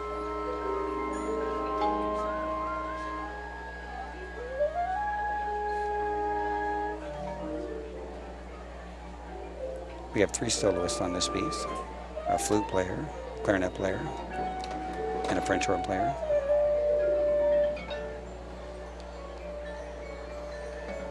You'll find them around that feature stage right now.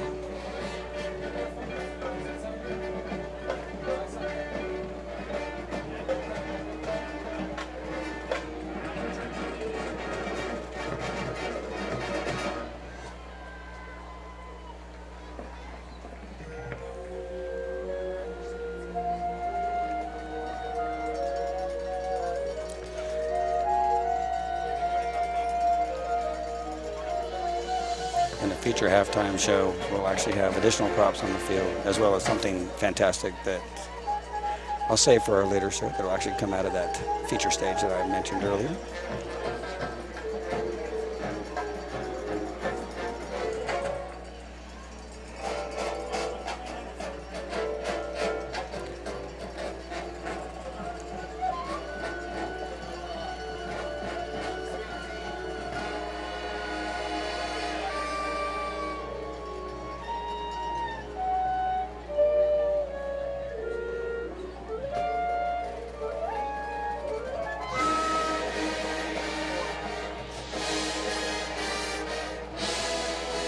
Another big hit.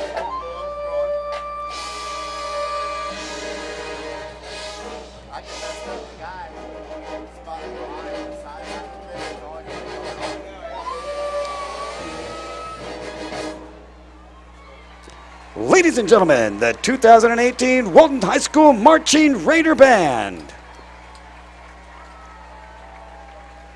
The Walton High School Band is under the direction of John Palmer and Chris Johns, percussion staff Scott Brown and James Pluth, and guard staff Pepe Ochoa and Mickey Elliott.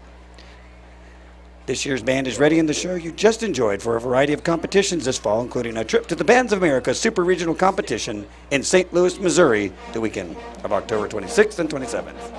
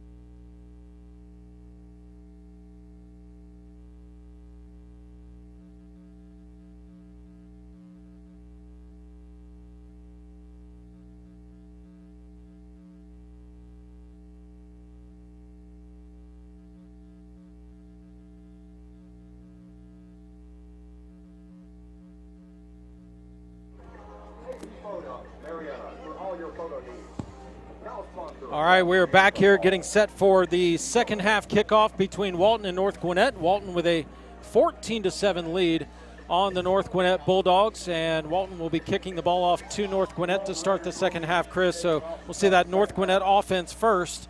And you were able to get some news for us at halftime about the health of Austin Kirksey's ankle.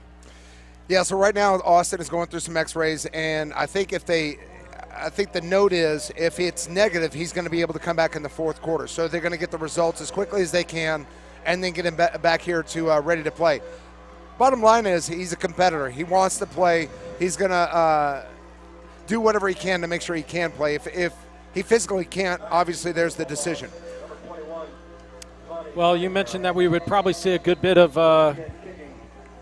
Wildcat formation with Blaylock in the Wildcat, but honestly, we talked about this at halftime. The freshman Zach Roseman came in and looked pretty good for the few plays he was in there. There's a deep kick that is going to be a touchback, and the Bulldogs will start with the football 1st and 10 at their own 20-yard line. This is a great situation. It's another time taker. You're going to get 4 or 5 minutes off the clock, and let Austin mend. Hopefully he's going to be able to make it come back. You want to delay as much time as you can. I know that you got a freshman, you want to believe in him, you want him to come in, but you want to also limit the exposure. But I think you're going to see some creation by Coach Hirschfeld. He's going to shake it up a little bit. He's going to have a lot of creative play. Vanilla for Rosman. But here we go with defense. This is J.R. Martin at quarterback for the Bulldogs. Going to hand it off, and I believe it's Goodson on the carry, and he gets out to the 25-yard line. A pickup of 5 on first down for the Iowa commit, Tyler Goodson. Yeah, he looks good. It's the obvious reason why he's committed to a great place like Iowa. Bottom line is he made a good cut. He saw the hole and cut up to the north. It's a gap play defense, and we've got to be smart, handle our gaps, and make plays just like that. They go to Goodson again, and this time he picks up 1 yard. They'll give him the forward progress. Raiders were able to push him back a little bit, but he gets the forward progress, and it's going to be 3rd down and 4 for the Bulldogs.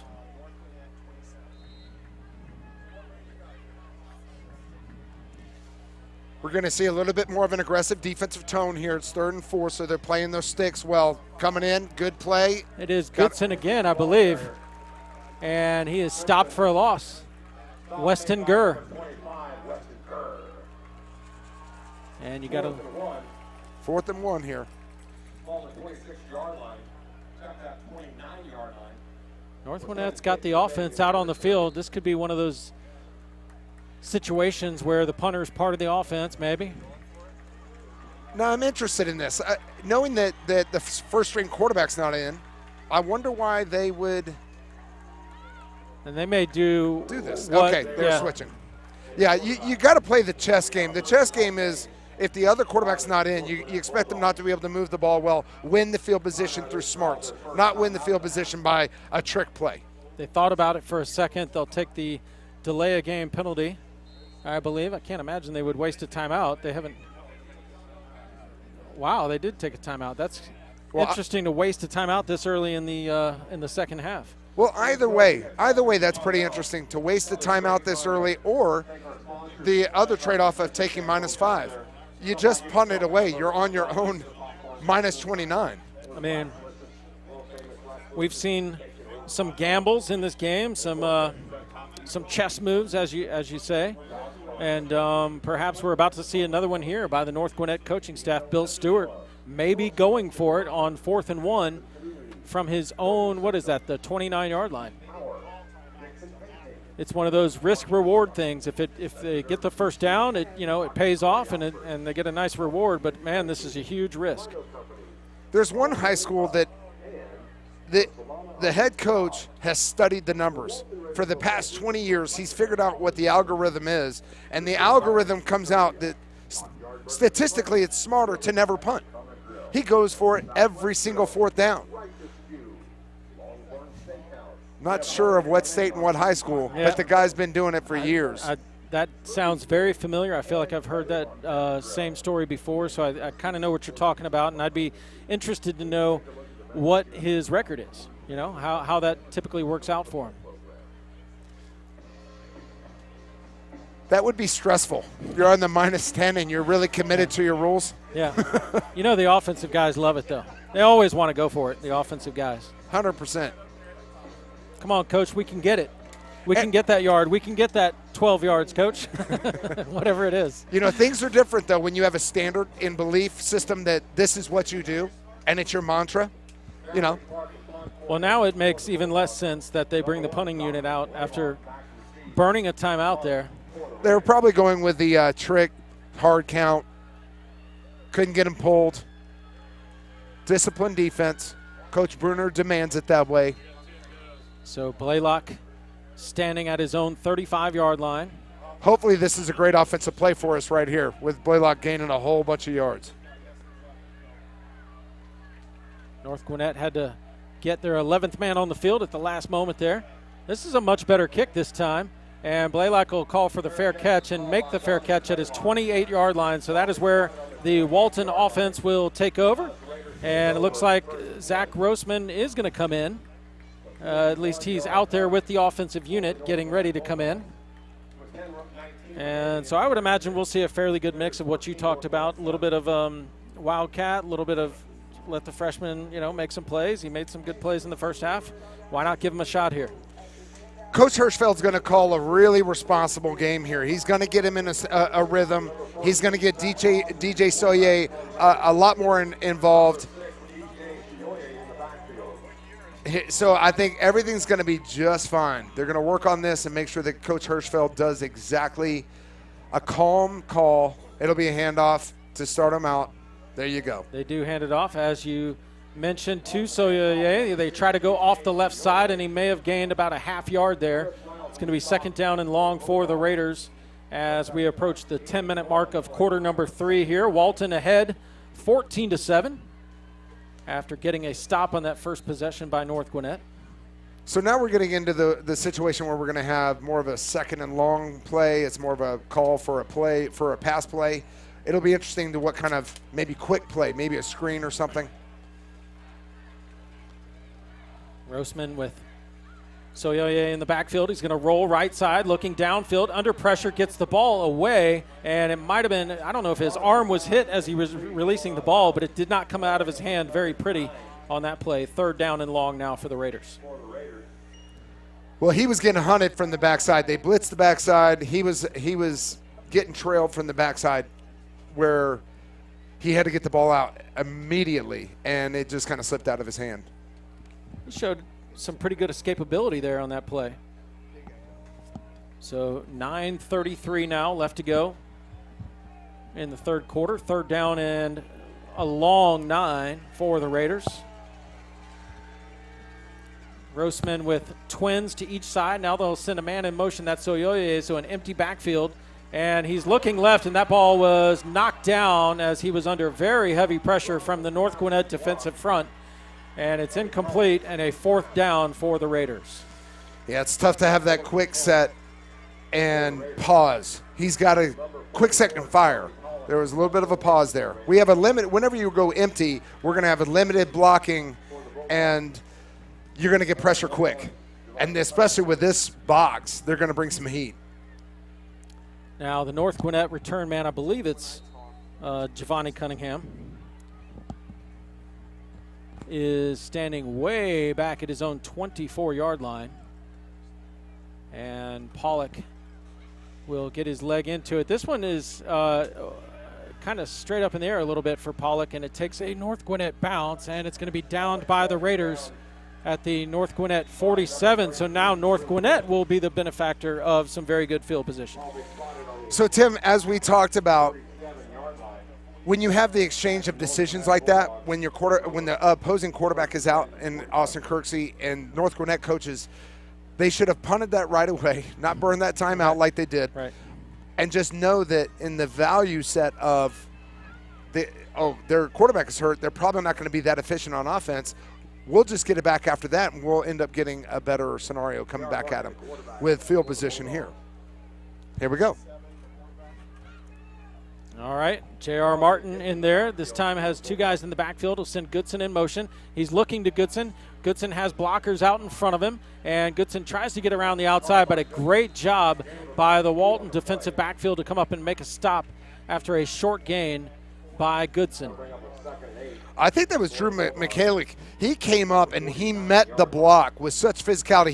He pushed it back where the running back had to make a earlier decision for cut, and it makes him actually shoot off towards the sideline and can't go as well north. That was an excellent play and meeting of the block. 2nd down and 8 for the Bulldogs. Martin looking to the right side this time. It is complete, but he's hit immediately after making the reception at the Walton 45-yard line. It'll be 3rd and 2. And did not get the receiver for you there. Sorry about that. Well, they ran a little outside angle route, a high angle by the number 2, and then they sat number 1 down underneath the coverage. Pretty simple route. 3rd and 2. Here we go. And we got a flag before the ball is snapped, and this is going to be, looks like it's going to be an encroachment penalty against the Raiders. So that'll give North Gwinnett a 1st down, and you cannot have those mistakes in a ball game like this against an opponent like this, especially playing shorthanded with your starting quarterback. It's questionable to return. Everybody's got to kick it up a notch and play better, smarter, and more physical, and you can't make mistakes like that. Martin with 2 guys in the backfield back there with him. There's the pass to the right side. They're going to say it was a catch. Wow.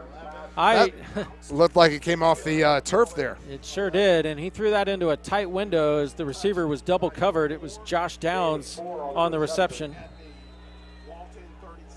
That was good pursuit angles by the corner and the outside backer.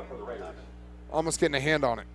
Martin this time All right, will run the option left side. He's going to pitch it, and met by a host of Raider tacklers there. That time was the ball carrier. A loss of 2 yards, it looks like. It'll be 3rd down and 8 for the Bulldogs. And we got another injured Walton Raider. This time it's Trey Middleton. Cramp. Yep, you're right. He's trying to stretch out that left leg, it looks like. Hopefully that's all it is. Those things, I tell you what. So, you had the opportunity to play in college? I did. I barely saw the field as a high school player. Kept myself in somewhat decent shape as I went through the years. Ended up playing semi-pro as a 34-year-old. Had a friend in the stands watching one of my games, and I got a double cramp going down the field on a kickoff. He said he thought I got shot by a sniper because I went down screaming. I mean, both of them cramped up at the same time. And I'm telling you what, those things are no joke. They hurt like heck, but once they get them stretched out, massaged out, you're back to normal almost. I'm going to tell you, I had cramps in college. My coach never let me go home. So one summer I was staying, and I had cramps in my stomach. You know how sometimes it picks a place to be? I had it in my stomach. As I was going to the hospital, my head was on the dashboard. I couldn't peel it off. I was getting squeezed down, so yeah. It was unbelievable. I did 2.5 bags of saline. I've had those stomach cramps before, and it kind of moves around your stomach. Kind of looks like the movie Alien, yeah. Like something's about to pop out. Hey, I want to go back to that play real quick. I need to give kudos to Drew Michalik again. You know what he just did? He met the block, and he outside favored to make the the pitch man cut up where his defense pursuit could knock him down. I'm telling you, Drew Michalik is a heck of a player. He's distinctly in the right place at the right time. Walton is very blessed with a loaded defensive backfield. They've got 6, maybe even 7 guys who are starter quality players back there. But this is a big loss on this 3rd down play to have Trey Middleton out of the ball game here. 3rd down and 8 for the Bulldogs. All right, looks like we got cover 4 zone. Is he going back, going forward? Martin with Crosby in the backfield to his left. He comes up. He's looking right, and that ball is knocked away. Great play that time by Drew Michalik. And Brendan Spencer wasn't too far off from that as well.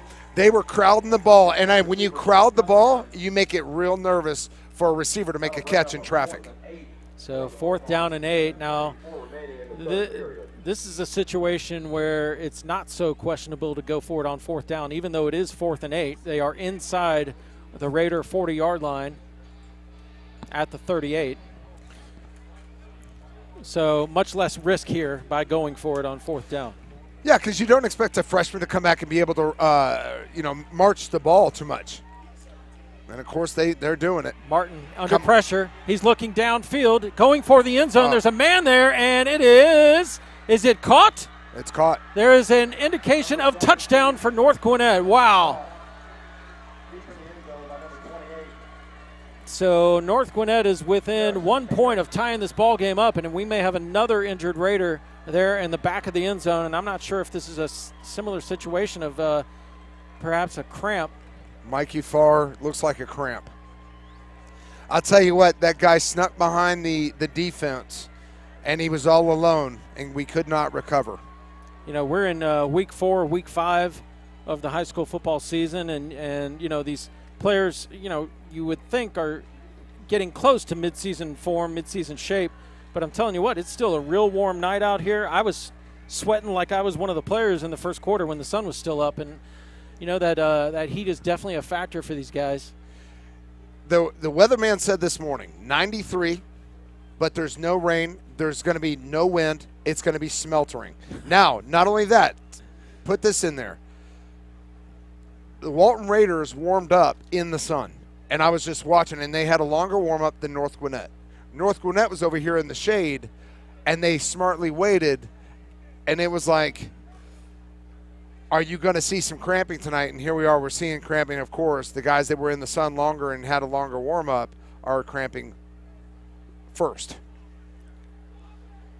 Yep, all of these little things you a lot of people don't think about definitely play a factor as the game goes on. And we're hoping it's just a cramp. He's still down there in the back of the end zone. They're working on Austin Kirksey. This is actually Austin Kirksey right here underneath the tent. So they're getting him wrapped up, and it looks like he's, I would think, most likely going to come out and be at quarterback for the Raiders when they come back out. I know it's in the shade, but I see a 2 on his shoulder, and that's really the key, because if that means he's got a 2 on it, that means he's got shoulder pads underneath it. Well, I looked under the tent thinking I was going to see Trey Middleton getting worked on after he came out of the ball game with cramps, but it's actually Austin Kirksey. So number 2 trying to get himself ready to come back in.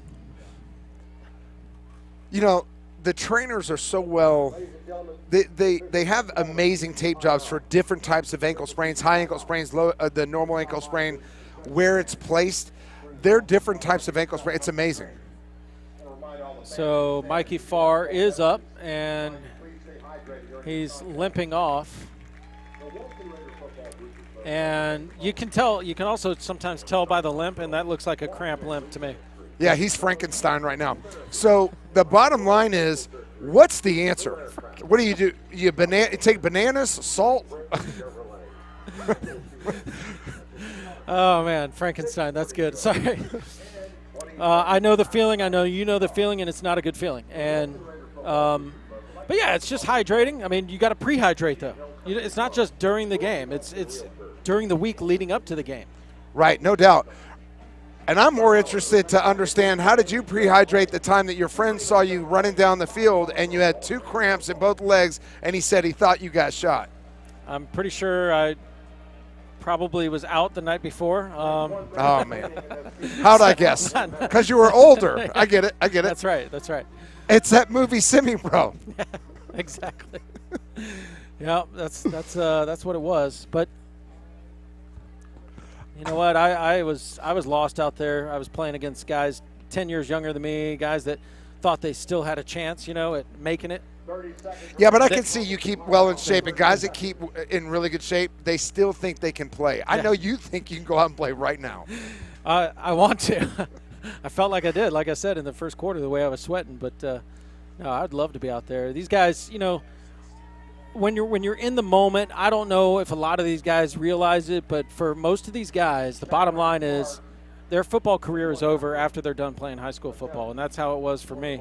And, you know, I just hope that they all make the most of every moment they have out there and just cherish every single memory. You know, for me, to this day, many of my best friends are the guys that I played high school football with. Because for years, every day you worked together on That's a right. goal. You came up with challenges, you answered them, and you'll never forget that bond.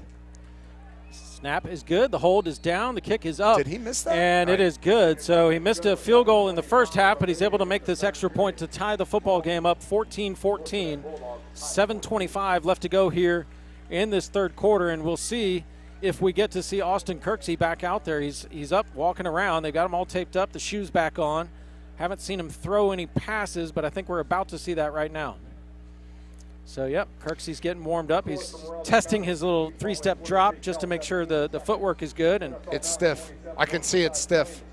And he's pulling it back. Okay. well, like you said, he's a warrior. He wants to be back out there. That last one to me, and I'm no quarterback guru, but that last one to me looked a little better than the first couple. Ginger. He's trying to let him. He's trying to talk him into it. He's definitely Ginger.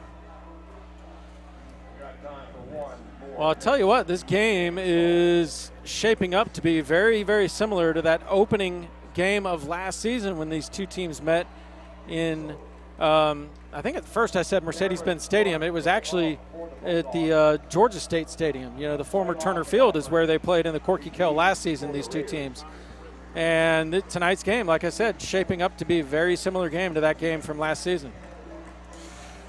You know, one play I remember from last year, it was when I think North Gwinnett realized the sneaky speed that Austin has. He dropped back, had to scramble, and he ran around a linebacker who did not know how to deal with somebody who was running around him.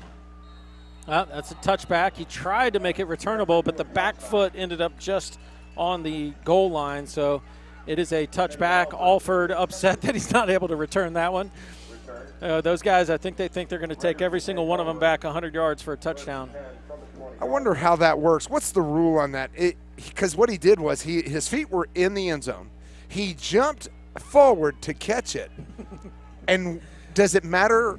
It's like basketball. If you were out of bounds, you jump in bounds, but you haven't touched the floor yet. You're still out of bounds? Yep, it's where that foot comes down. So when he landed after that jump you're talking about, that back foot was on the goal line, and he was whistled for a touchback. So here we go. It is actually Blaylock in there running the Wildcat, so we don't see Kirksey yet. He's still trying to get loose on the sideline. Blaylock takes the snap. He's going to run it out to the right side.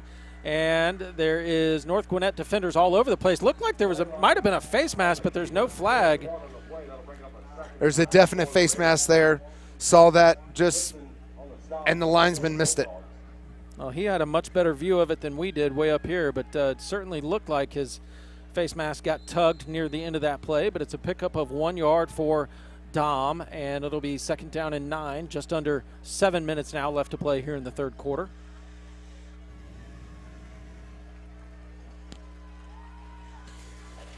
All right, still going with Wildcats, so this will be interesting. They can stack the box and go with it. He's throwing it. You got to – oh, that's never good. That's never good. Throws it off his back foot and gets lucky as the ball is not intercepted, and now we have a flag. Newsom unable to come down with that football. Was it Warren Burrell? Thought it was Newsom, but now there is a flag, and let's see what the call is going to be here.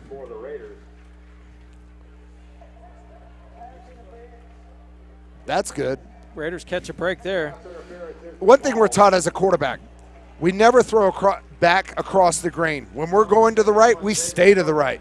Well, I'll be honest. I had Dominick Blaylock in a quarterback lesson about 7 years ago. That I had him for one session.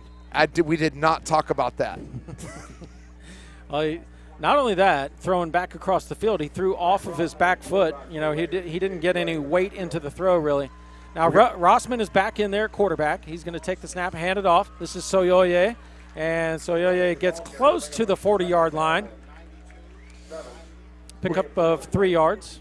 We got to gain a 3, and you're going to get a normal dose of run. when you got Rosman in there, and if it's going to be pass, it's going to be simple pass.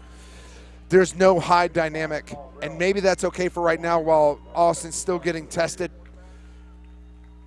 So we'll see what they finish out with here. We got 2nd and 6, 2nd and 7 here. Yep, 2nd down and 7. Right at 6 minutes left to play, third quarter, tie ball game. Rossman will hand it off once again. Nice cut by DJ Soyoye. He's got a 1st down and more. Crosses midfield, inside the 40, inside the 35. Finally dragged down at the North Gwinnett 33-yard line. A big pickup, but also a flag back there in the Raider backfield. It's okay. I think what we're going to get is a head contact or personal added to us because of how they hit the quarterback. Chris has been right almost every time tonight. Dom Blaylock rather, clapping because he knows the call. And Chris is right once again. It is a personal foul against the North Gwinnett Bulldogs. So a 15-yard penalty tacked on to the end of that run. And the Raiders are in business now. So Rosman's got to handle his emotion here. You know he just got a big play. He took a hit, and that's exciting because you did something for your team. Believe me, his heart's racing a little bit right now. What he's got to do is just stay calm, hand the ball off to DJ, do his thing. If coach calls on a small little pass play, do it. Just stay within himself. That's all. And DJ's that kind of running back. You know, he'll get a lot of 3, 4, 5-yard gains. And, you know, maybe a negative yardage play, but then all of a sudden he'll break one for 35, 40 yards just like he did right there. Great cut. Here we go. Hand Got off, him upfield? Yep. All right. Good job by DJ to kind of let his blocking sort of formulate there. It didn't quite get him enough room to pick up a big gain, only a gain of 1 or 2. You know, they need to do something safe. They need to take the slot and motion him down a little bit, so there's no real inside threat of pick off, and run number 1, which would be, you know, Dominick Blaylock outside on the edge and have him do a slant. Something simple.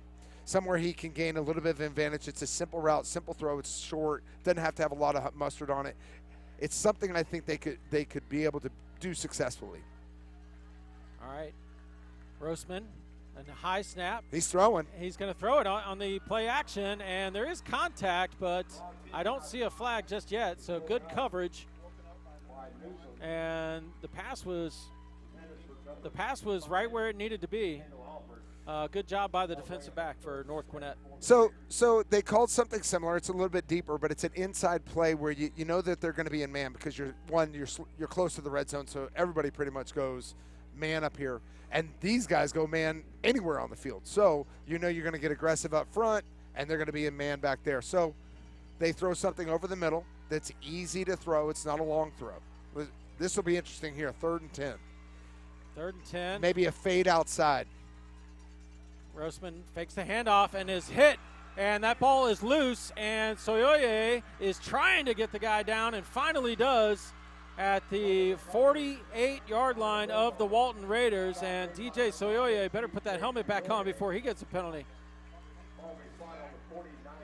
Let me tell you, Rosman just took a humongous hit.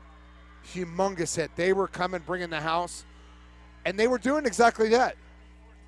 Dominick Blaylock was running a fade. They were throwing the fade outside, but they brought the heat. They knew they have a freshman as a single dimensional type offense right now. So good. Brought the heat. Good call by the defensive coaching staff of North Gwinnett to dial up the blitz there on an inexperienced quarterback. Now Martin throws complete left side as they set up a screen out there. Wide receiver screen and a huge hit. Oh my goodness. Weston Gurr lays the hammer.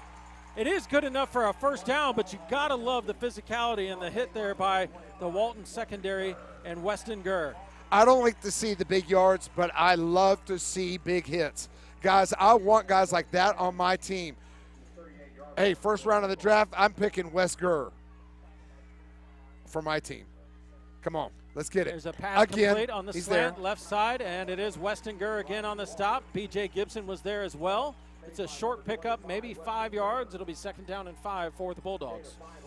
So I've got a note passed to me here that Austin Kirksey will be seeing action in the 4th quarter. So that's great news for Walton.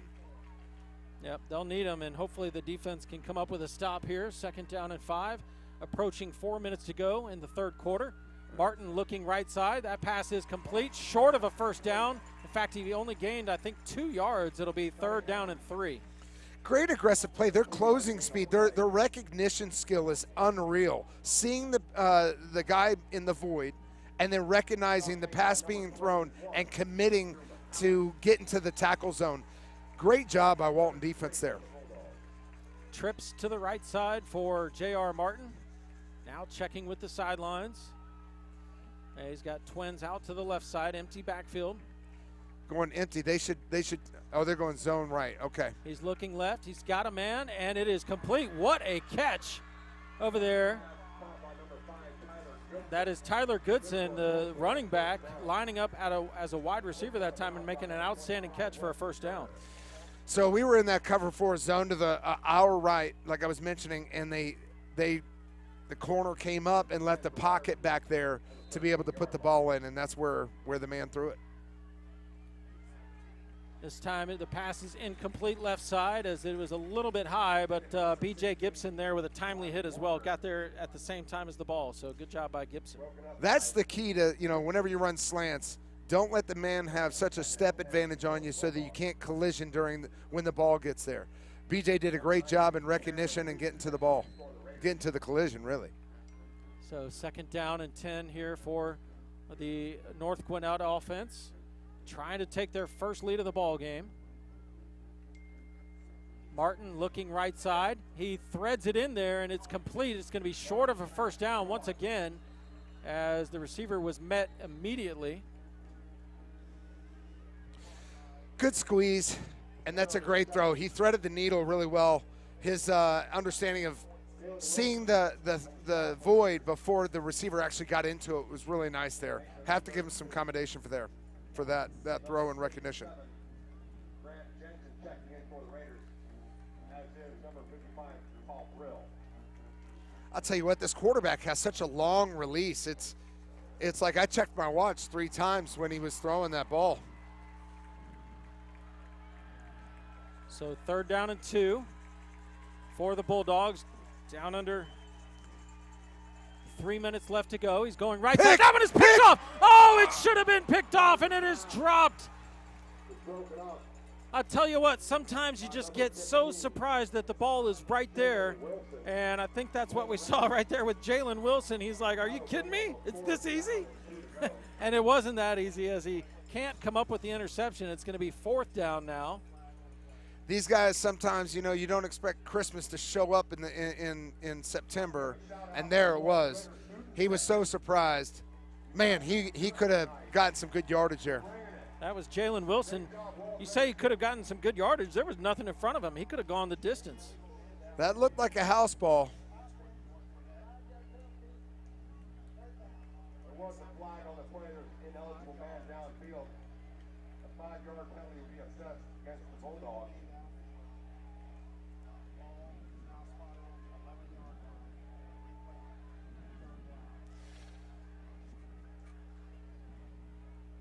Interesting. That'll bring up about a 4th and 7. Check that. So it's going to be 3rd and 7. And Tim, you wonder, what would you have done? It's 4th and 2, or 4th and 3, or 4th and 2, excuse me, and allow them to kick or bring it back. I wonder. Well, there's no guarantee they would have kicked. They might have gone for it. Sure. So it's that's a hard one to pick. One thing I've noticed is Middleton is back out there for the Raiders, so he's been back in there. This is Martin on the run. Middleton tried to trip him up, couldn't do it, and he gets inside the 5-yard line. He's going to be close to a first down, and it looks like based on the spot that I'm looking at, he may have actually picked up the first down, and if so, it's going to be 1st and goal. Now that it's a first down, 1st and goal. Check that. The Bulldogs have been awarded a first down. It'll be 1st and goal. Well, I know hindsight's 20/20. I know we'd rather have a field goal a couple plays ago, but it is what it is. Let's see what we can do defensively and come out of this. This time they do have the Wildcat formation. It's Goodson taking the snap and gets to the 1-yard line before he's dropped down. So 2nd down and goal. Tyler do what you do that you're good at, and that's what they're doing. They're stacking inside. They're going to run power. That's all they're doing, running downhill. Wildcatting it. Here we go. Now you got the flex left. Fullback. They got the quarterback in there now. Yep, Martin's back in there. He'll hand it to Goodson this time. Goodson tries right side, gets in, and it's a touchdown for North Gwinnett. They've got their first lead of the ball game. It is 20-14 Bulldogs. Extra point coming up. Minute 40 left to go, third quarter. Like I said, do what you do well, and that you got a good running back. You get there to first down from the 2. Run it. Run it, run it, run it.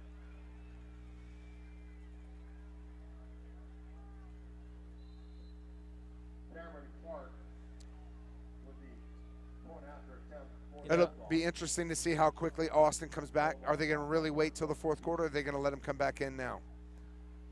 He's running on the sideline as we speak. They're still giving him those tests to see if he can actually do it. He's ginger. I think he's coming in. I got a feeling. Kick is up, and it is good by Cameron Clark. You know, Cameron Clark, for a high school kicker, has had an interesting life. Football life, if you will. His season last year, first game of the season, he's got a chance to tie the football game in the final seconds against these Walton Raiders, has the field goal blocked, and then fast forward all the way to the last game of the season, the state championship, and he kicks the game-winning field goal to defeat the Colquitt County Packers. And he's missed a field goal here tonight, but he's been good on all his extra points. And he's just kind of had an interesting path this last couple of seasons. Yeah, from highs and lows. That's right. All right, we should say it the other way, the lows and then the highs. You know, Bob, our friend Bob, texted me and said I'm supposed to ask you about your son, Corey. My son, Corey, is the most amazing mathematician in the country. He's number one in 3 different areas of math in the country. Wow. He's a sophomore at MIT. Oh, my God. He's also the biggest guy on the football team at MIT, but he's not a lineman. He's a kicker. He threatens the ball as he comes up to it, and it shoots off the tee. Wow. But he's amazing. Bob, I appreciate you making me give him a shout-out. Corey Hickson is going to do some amazing – he already has, but he's going to do some amazing things out there. Well, I'm glad he had me ask you about that. That's really cool. Now I'm going to have to follow MIT football. I'm already following Ivy League football just because of all the guys that Walton put in the Ivy League a few seasons ago. Had 4 guys from one class commit to Ivy League schools, almost unheard of. You know, you always hear about the guys committing to the big-time Division I schools, but to have 4 guys from one graduating class all commit to play college football in the Ivy League was really, really remarkable a few seasons ago for the Walton Raiders. Follow them. Now I got to follow MIT football. A lot of smart guys running around. You're like, these guys should play in bubbles or something because they're like the smartest guys. You don't want them getting hurt, Right. like hurting their head. Definitely not. So Rossman is still out there. Kirksey's been getting loose on the sideline. He's not in yet. Zach Rossman's still out there. He's filled in capably. Here's the handoff. Soyoye cuts it back left side. He's going to pick up a couple of yards, but he ran into a big brick Bulldog wall right there. Just dynamically, we've got to have more. And I know Zach is a great quarterback. He's up and coming. His call might be a little too early for him to be out there being a true freshman. It's a tall order. But hopefully they can dial up some simple stuff and get the ball on the outside so that they can't dial in on him so much. Because if he's not going to do anything outside that threatens that defense, then the defense is going to definitely cover the box and be aggressive on him. Soyoye had to come out, so KD Stokes is in the game in the backfield. Stokes, the handoff's fake to him, pass is complete on the slant for a first down. And that is Katie Alford on the reception, and the ball's up close to the 40-yard line. Looks like they'll spot it at the 38. So nice throw. It had some zip on it. It did. He had beautiful recognition. He pulled the ball out of the mesh. He saw the hole. The guy was open, had steps on him, and he snapped his elbow. The way he snapped his elbow forces the ball downward. And it put it right into a kangaroo pouch of the receiver, and he ran like ran like the wind, and I tell you what, they were lucky to get on him like that, because I thought that may have been gone. Pickup of about 1 yard this time for Katie Stokes. It'll be 2nd down and 9, and Soyoye is going to come back into the ball game. That's good news that Soyoye is coming back. The other thing is, I'd like to see us change up on 1st down and not run the ball. I'd like to see us throw it, because, and it can be something simple, screen, something, just something where they know 1st down that we can really hone in on this quarterback who's a true freshman. You don't want to become too predictable as an offense, and when you run the ball on 1st down every time, then the defense certainly will begin to key in on that. They're just letting it run out there on that one. Coach Hirschfeld just raised his hand to stop play. All good. So 3 quarters in the books from Raider Valley and North Gwinnett with a 7-point lead on the Walton Raiders, 21-14 as we head to the 4th. But Walton with the football, trying to move the ball down the field.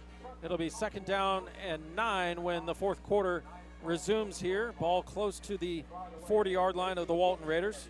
And we'll see if Kirksey ends up coming out there, or maybe if they let Rossman finish this drive. We'll see how that works out. And they may end up deciding not to put Austin back in there. Like I said, you want to win every single game. You play to win the game, as Herm Edwards said. However, in the grand scheme of things, this game does not count. This is not a region game. You want to finish as high as you can in your region to get the best possible seeding going into the playoffs, and that's really when football begins to matter in the high school game. So, like I said, you want to win every game, but it's not the be-all, end-all right here tonight.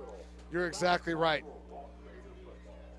I just can't get over the gladiator feel that you're supposed to be the guy in the arena, and it's just it's such a battle for me. And I know it's a coach's decision. So as a player, you sit there and you just go, I am all in. My coach makes that decision, I'm all in. You know, it'll be interesting to see if he comes out and plays this drive. Hey, what do we got? We got 2nd down and basically 10. We're on the -38. Yep. He's in the huddle. His helmet's not on. He's got a towel in his hand. Full detail coverage right here. You left out the part about the headband. Come on, man. That's part of the style. we put a social media piece out there, and listen, we had something like 14,000 views of him throwing a certain type of throw. Let me tell you, one guy gets on there and comments, and he just yells, Johnny. His comment was Johnny in all caps from Karate Kid. Yeah. That's funny.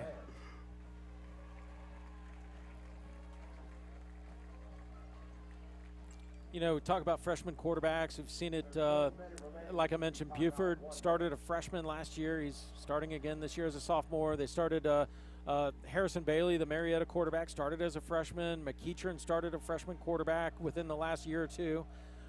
It's one thing to start a freshman quarterback at the start of the game when he's had a week to prepare. He knows he's going to be the starter.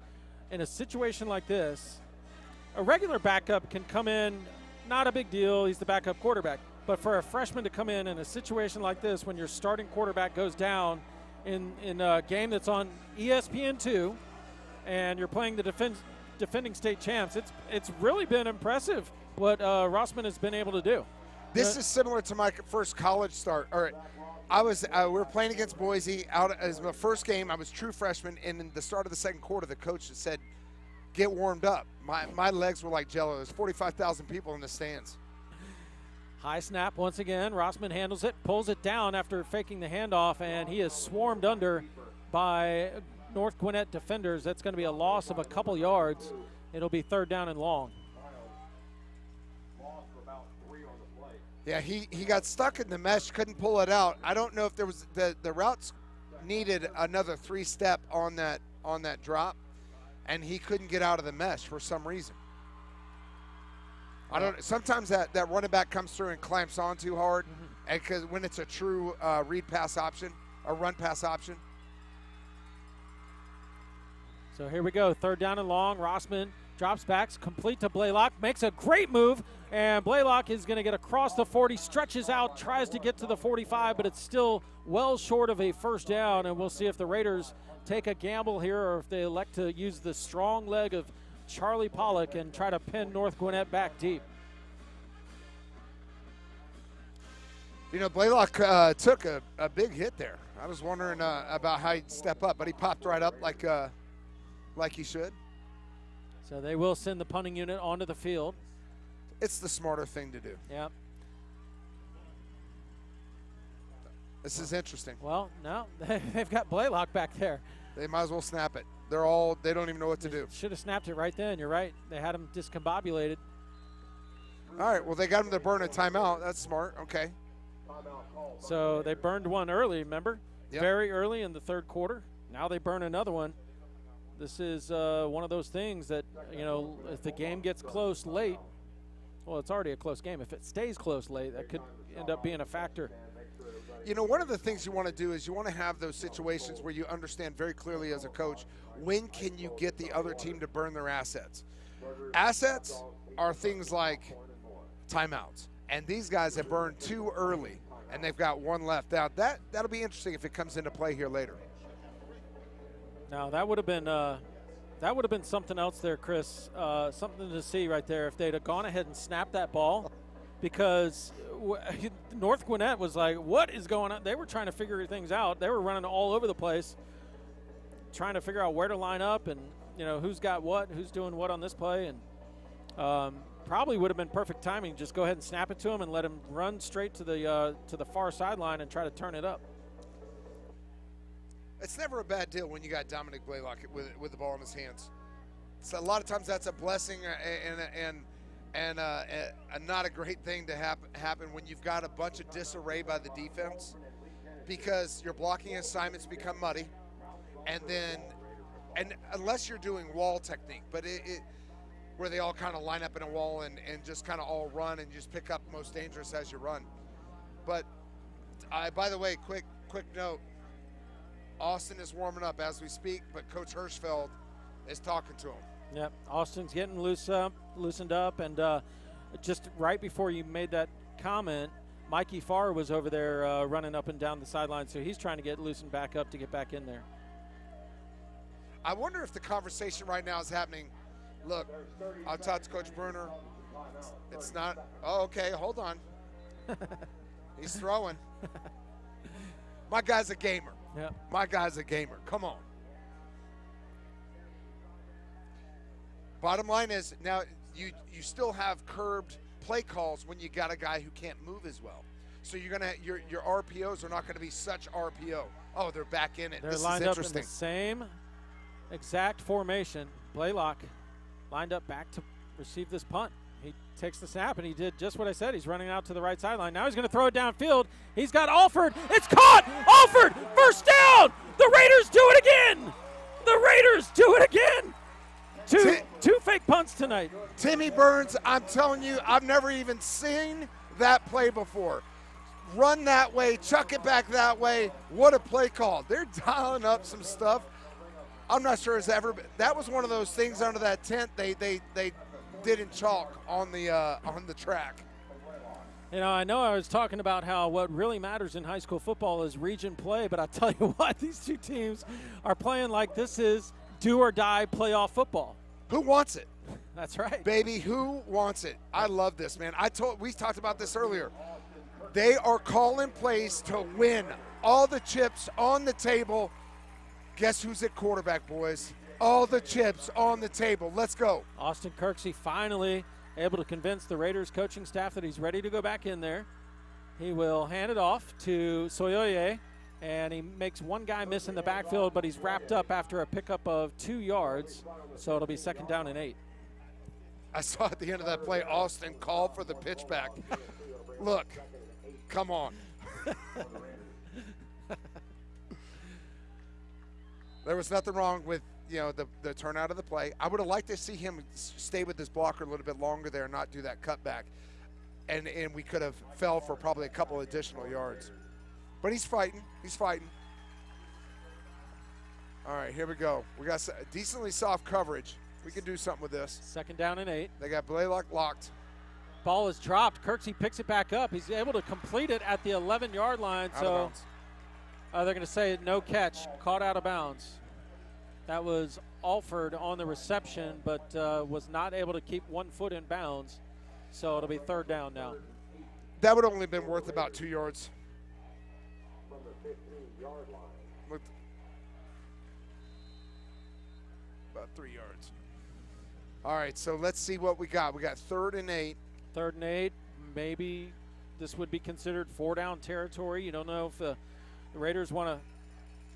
They don't pick up the 1st down here. If they want to go ahead and settle for the 3 or try to punch it in. Straight drop. Come on, get solid. Good base. Over the middle, and it is caught by Blaylock in heavy traffic. Dom Blaylock somehow comes down with that football, and he had 2 guys draped all over him. Everybody in the stands knew. Everybody on North Gwinnett knew who you're going to go to when it's crunch time. They squeezed on him. The window was as tight as a threading hole. I'm telling you right now, when it's on the line, you can expect big players to make big plays. These 2 just made a huge play. The offensive line blocked. Everybody did their job. That was awesome. It's plays like that where you begin to see the precision that is developed during those 7-on-7s during the summertime. We got quick slant on the right side. I wish we had taken that. I wish we had taken that. Is able to maybe get back to the line of scrimmage, but that's about it for DJ Soyoye. You know, I'm seeing head-up technique by the corner on top of Mikey Farr, and when you got head-up technique and you're 7 yards off and you're here at the goal line, it's time to dial up a slant. That should have been a slant there. With that much cushion, the defensive back doesn't have time to make up that gap. Is that what you're saying? Absolutely, and he's head up, so you give up all. Now this guy is inside foot. See the black line right there? Blaylock on the Wildcat. He's going to walk into the end zone for a Walton touchdown. Dom Blaylock gets the Raiders within 1. Extra point coming up for Walton. Hey, go to your ace in the hole. You know you got a fighter. The guy's going to make plays. He's your playmaking guy. Put him back there.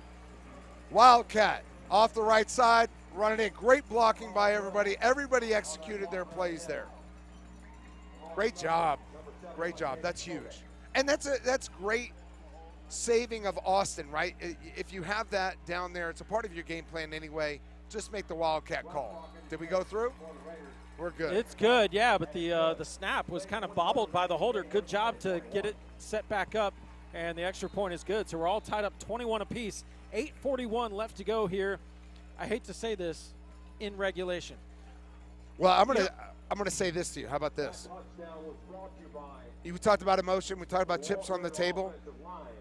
When you see a guy who's been hurt, X-rays, and here he comes out to play, and you see guys raise their level, now that's football. That's team. When you want to play for guys like that. Yep. And I'm telling you right now, everybody's answering the bell. Now, and don't get me wrong, North Gwinnett, they're fighting like dogs. I mean, we got 21-21 battle. This is unbelievable. What a great – hey, ESPN2, they picked one. They picked a good one. You're right. Fighting like dogs. They are dogs. They're the Bulldogs. And, you know, the Marietta Daily Journal has their Cobb Football Friday edition that they come out with and previewing the games that are coming up that particular Friday night. And they have a little story about the game, and they have a prediction about the game. And the prediction for this game in Cobb Football Friday today was a Walton win in overtime. Can you believe that? And we may see that play out here. I mean, it's 21-21 right now, 8:41 left to go. We'll take my plans of after the game off the board. Well, this game was already, you know, we did get the early start, a 7 p.m. start with ESPN on the broadcast. But, yeah, with all the TV timeouts and the injuries that we've seen, I mean, this one's definitely gonna end up dragging out a little bit. As they say, a barn burner is gonna be a while. Kick your shoes off, relax. I don't know if you can relax in this game. There's no relaxing.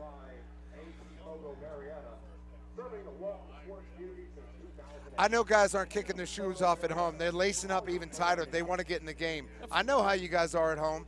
You guys think you're in the game right now. High emotional game. You want to be in there just like everybody else. Bob McLeod is sitting there going, I may still have another play or two. You know, I'm standing up right now, and I'm glad I'm standing up. I wouldn't want to be sitting down. If I was at home watching this, I'd definitely be on the edge of the couch, or on the edge of my seat, hanging off by a thread, because there's no way you can just sit back and watch this game. This is one of those barn burners, edge of your seat type matchups between these two teams. Oh, look at this pooch. Wow, This that's a could end catch. That's a catch. Did it go far enough? It did. He got it. Yep. Oh, he went well more than 10 yards. Oh, do you have to allow it in high school? Do you have to allow it to touch? You can't. I don't know. We're about to find out. I don't think you do. It definitely went long enough. So they better get this one right. This is a very crucial play to this football game, and it could be one of those plays that turns the entire tide of this game. Well, the kicker did not kick the top of the ball. He kicked under it. It never touched the ground. I don't know. Is there a rule that you can't catch the ball? It's a live ball. I don't think. No, it's a live ball. Once the ball's kicked, this should be Walton football. The only thing I can think of is if the guy who recovered the kick for Walton was out of bounds when he recovered it. That's the only thing. He was in bounds. He was in bounds. Well, North Gwinnett seems to be happy about whatever the official said, and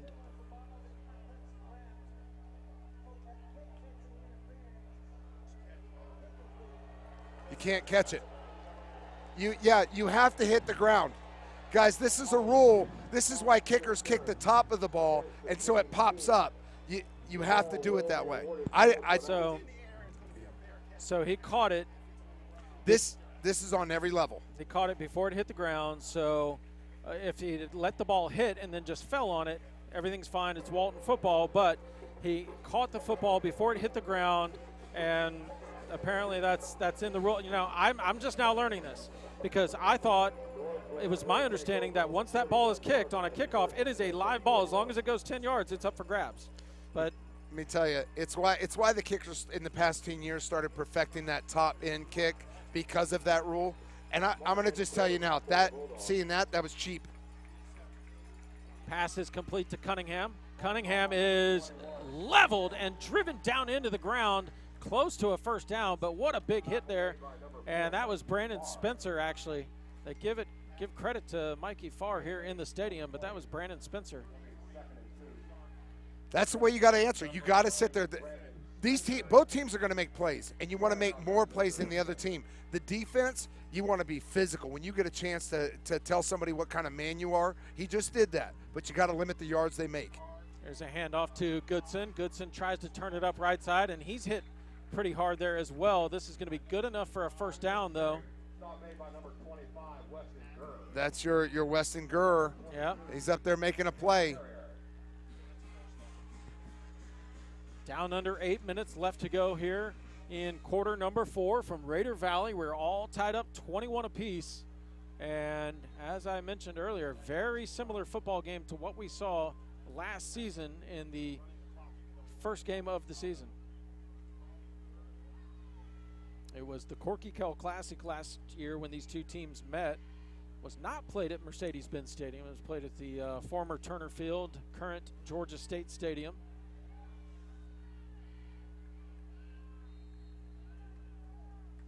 And we're seeing another very tight ball game between these two teams. 1st and 10, getting close to the red zone. They will fake the handoff. All right, Martin's going to keep it and pitch it to Cunningham. That was a risky pitch out there. Yeah, that's not a great play to run to the boundary like that. You hope for corner commit on that, and really it's a risky play, like you said. It's not smart. To a disciplined defense, and Coach Bruner dials it. You know, he makes sure these guys are skilled up and they're responsible in how they handle their responsibilities. That was very well played by the corner. All right, 2nd down and 9. Martin will hand it off. That's Goodson. Oh, he keeps it. You did not expect to ever see this guy run the football, and what a great fake. Had me faked out up here. Martin ends up keeping it and comes up with a big gain, and I guarantee you that's the last thing the Walton Raiders were expecting as well. That's a great play, and what a good – in high school, you know, sometimes you see call back-to-back, and they went right, and they just did it left. and it worked. This time they'll fake the handoff and swing it out to Cunningham, and what a big hit! This time Drew Mihalik comes through and levels Cunningham at the Walton 15-yard line. It's an emotional game, and man, when you can make some big hits, it's time to get pumped up. That's awesome. Great job, Drew Mihalik. Way to come up and fill. That guy's been playing the edge amazing, by the way. He's been outside pressure, make sure the guy turns up, and the way he just attacked that guy and met him, come on. Physicality, right? That's right. 2nd and 15. 2nd and 15, might as well, I guess it's 2nd and goal, yeah. They'll fake the handoff. He's looking left. Martin is going to go left. Double coverage there, and that ball is going to be knocked out of bounds. What a great play. Was that Spencer? Brandon Spencer. Great closing speed. And we got a flag over there right near the line of scrimmage on the far side of the field. That'll be interesting. I know the fullback came out, he was running flat, and then he turned up. I'm wondering if something happened when the flat turned up. Get the call here. Eventually, we'll get the call here. Now they're going to talk about it. They're coming over to explain it to Coach Bruner. An eligible receiver, so they're giving Coach Bruner his options of what he wants to do here. Now he's doing the opposite. He's declining it now. So this will be, if he does, it'll be 3rd and goal from the 15. The penalty has been declined by the Raiders.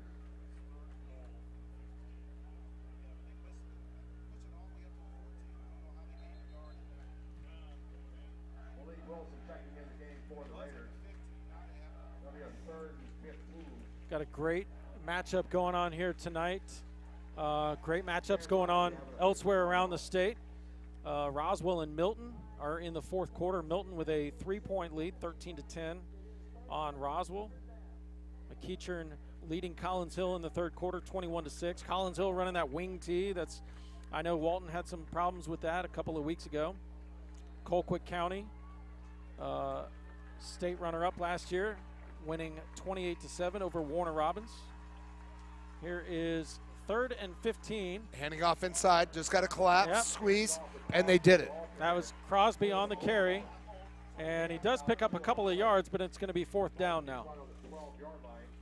There's not too many play calls that you have that's going to sit there and do something to 3rd and 14 justice. You're pretty much going to you're just trying to better your opportunity at kicking a field goal, advancing the ball a little bit north. So it's Cameron Clark coming in to attempt this field goal. He's already had one miss tonight. Yep, he's got it over on the right hash. It will be a 29-yard attempt.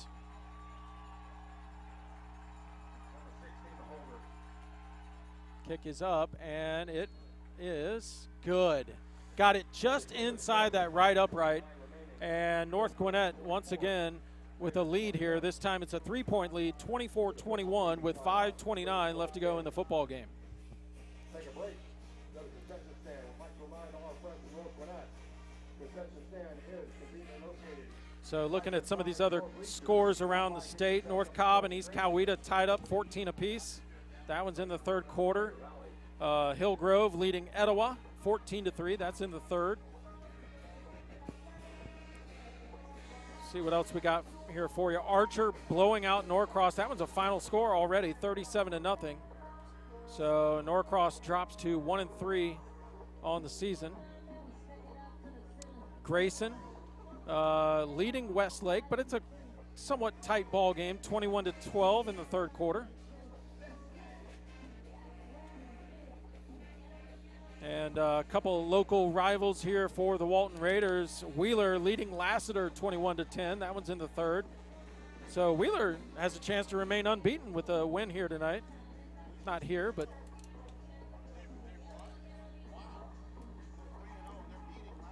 North Paulding leading Woodstock in the 4th, 24-12. So I think we got a good quarterback over there at North Paulding that runs our system, the QBIQ system. Yeah. His name's Ross Malmgren. 6'3", big rangy guy. He does a good job. He is super, super smart. It's fun to watch him play. So my son's a freshman over at North Paulding this year, so. Really? Yep. I covered the East Paulding, North Paulding game. What was that, 2 weeks ago? Yep.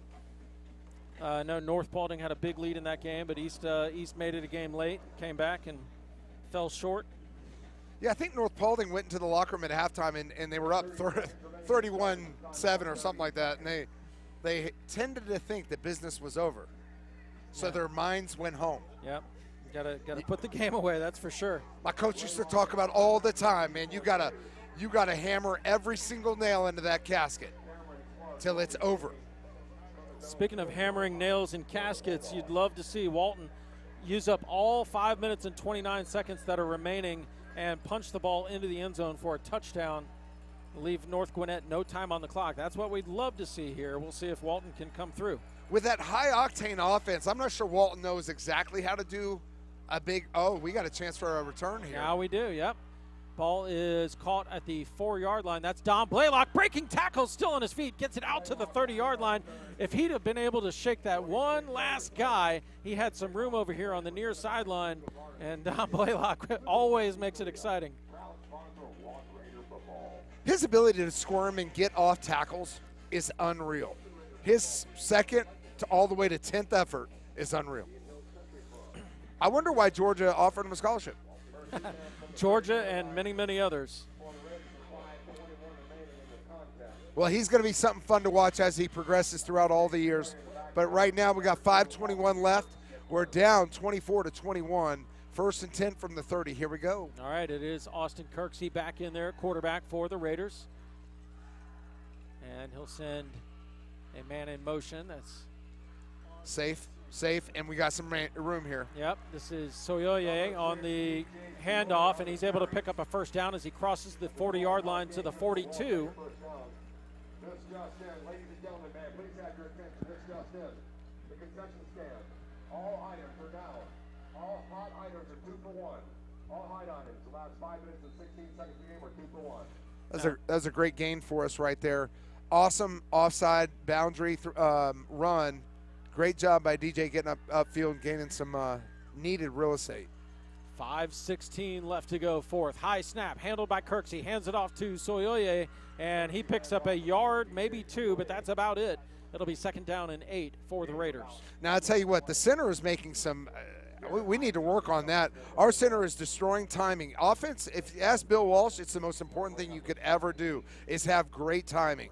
And right now that center is not helping the offense by any means. He's throwing off every piece of the offense. You got to have great timing in the run game and the pass game. I would imagine that'll be certainly a focus in practice. That was a good one right there. Ball is handed off to Soyoye, gets outside left side and picks up positive yardage across the 45 to the 47, but we will have a 3rd down and 5. That's a good job by the center to make it accurate, but it was certainly soft. Yep. We need that thing to be impactful back to the hands so that we can, hit our mesh points with great timing. It's just, I can't tell you how important that is. Yeah, stayed in the air a little bit too long that time. Come on, 18. Let's go, baby. Figure it out. All right. All right, here we go. Blaylock in the Wildcat, back in there.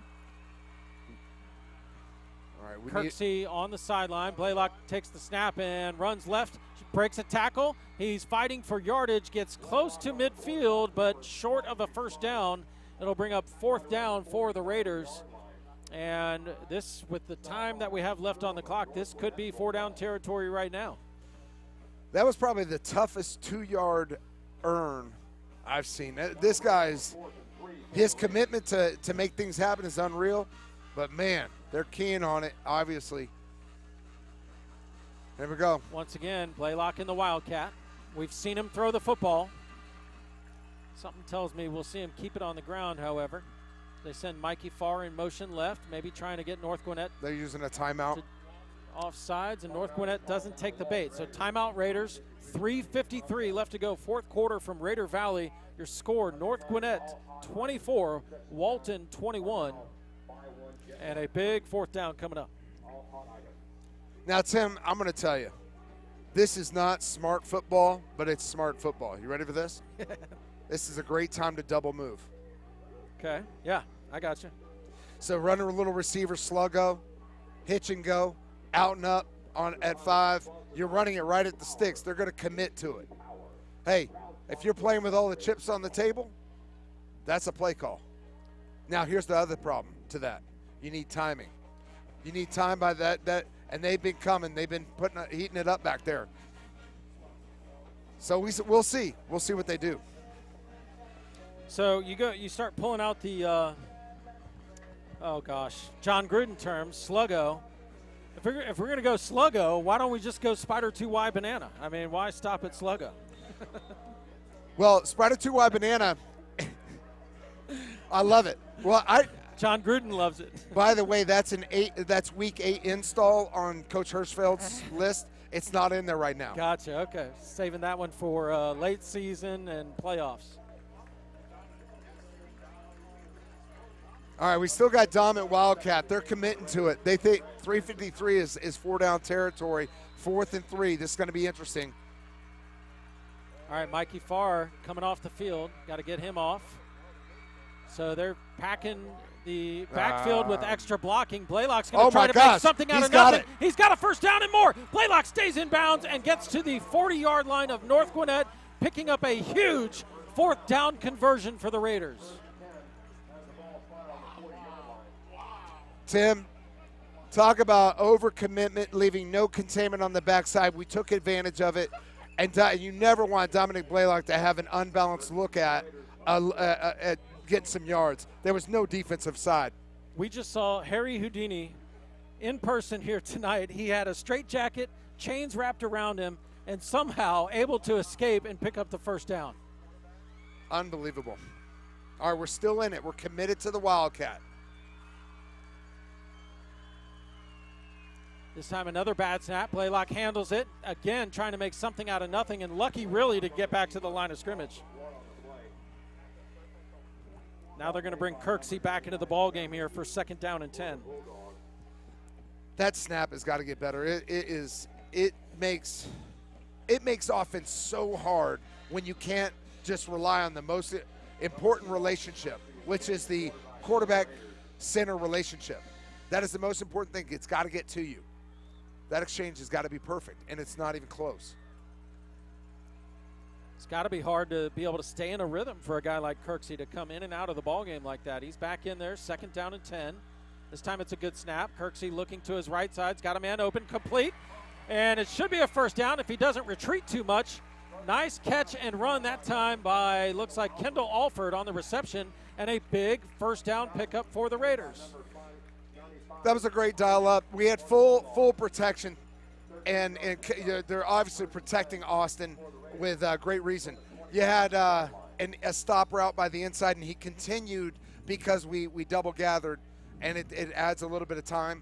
So KD kept coming inside, and Austin threw a great ball. He was wide open. Yep. 2:53 now, down under 3 minutes left to go in the ball game. Raiders trailing by 3, but driving. Ball spotted at the North Gwinnett 27-yard line. A high snap again handled by Kirksey. He's going to hand it off to Alford. Alford has another first down before he's finally forced out of bounds. We got a flag. It's probably going to be a holding. It's probably going to be a holding on the edge because we got that edge a little bit too clean. And it happened right in front of the Walton Raiders sideline. Took me a while to find the flag. I finally found it. Are they going to have a sideline warning here? This is going to be the first one. It can only be a warning, though, right? If that's what it is, then that's great. But I think you're probably right the first time. No, it is holding. a hold, yeah. The way they were sitting there pointing at things, that just hurts so much. It's so hard to come back from a holding call.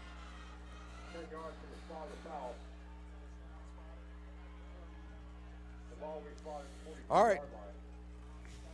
Got 1st and 20. What's Coach Hirschfeld going to do here?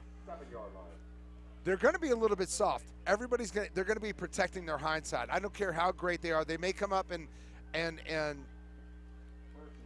get a little press on Dom here, but they're going to be soft to agree. Nobody wants to get beat deep on 1st and 20. That's Dom in the left slot. And Alford to his left. And Mikey Farr, I believe, split wide to the right side. Kirksey drops back. He's under pressure. Gets it off. And it is almost complete and dropped at the last moment. It was broken up, actually, by, I believe, Newsom. Is that Newsom or Goodson? Burrell, neither one. So Warren Burrell with the big break up there. Play took a little long to develop, get the read. We double gathered in the background, which just means the quarterback's just taking a little bit long. He's kind of pulsing in the back. He almost was able to make that happen. He had a guy wrapped around his ankle and still put the ball out there. It's second and 20. Third and 20 now for the Raiders. Second and 20. Second and 20? Okay, yep. Second and 20. Slot is looking good left. Big pressure that time and a big sack by North Gwinnett. Looks like number 95 on the sack for the Bulldogs, and now it is third and very long. That is Jared Ivey on the sack. So the one thing we can't do in that situation, obviously, is take a sack. We just can't do that because at minimum we want to come out of this with a field goal. So we got to make all the responsible decisions. We're not trying to just score a touchdown. We're trying to stay responsible here. How much do you think the ankle might have played into that one? Looked like maybe he wasn't as mobile as he typically is on that particular play. Oh, it's going to make a play on multiple fronts from a middle. He's got to hurry and get this off. We got 1 second left. They're not going to get it off. So this is going to be a delay of game, and they're going to move back even further. Now it's going to be third and very long. Oh, we got a timeout. We got a timeout. They got the timeout called? Okay, that's good. Now at this point, Chris, obviously you'd love to pick up the first down, but at this point I think Walton would settle for getting within field goal range to try to get this game tied up. I know they want to get the first down and eventually get a touchdown here, but I think they'd if they're able to get in field goal position and convert the field goal, I think they'll end up being happy. The reasonable yard marker to get to is the 25 for a good field goal. I mean, you could still commit to a 47-yarder for to get to the 30. So we'll see what they end up doing. I really wasn't watching in pregame how far our kicker can kick, yeah.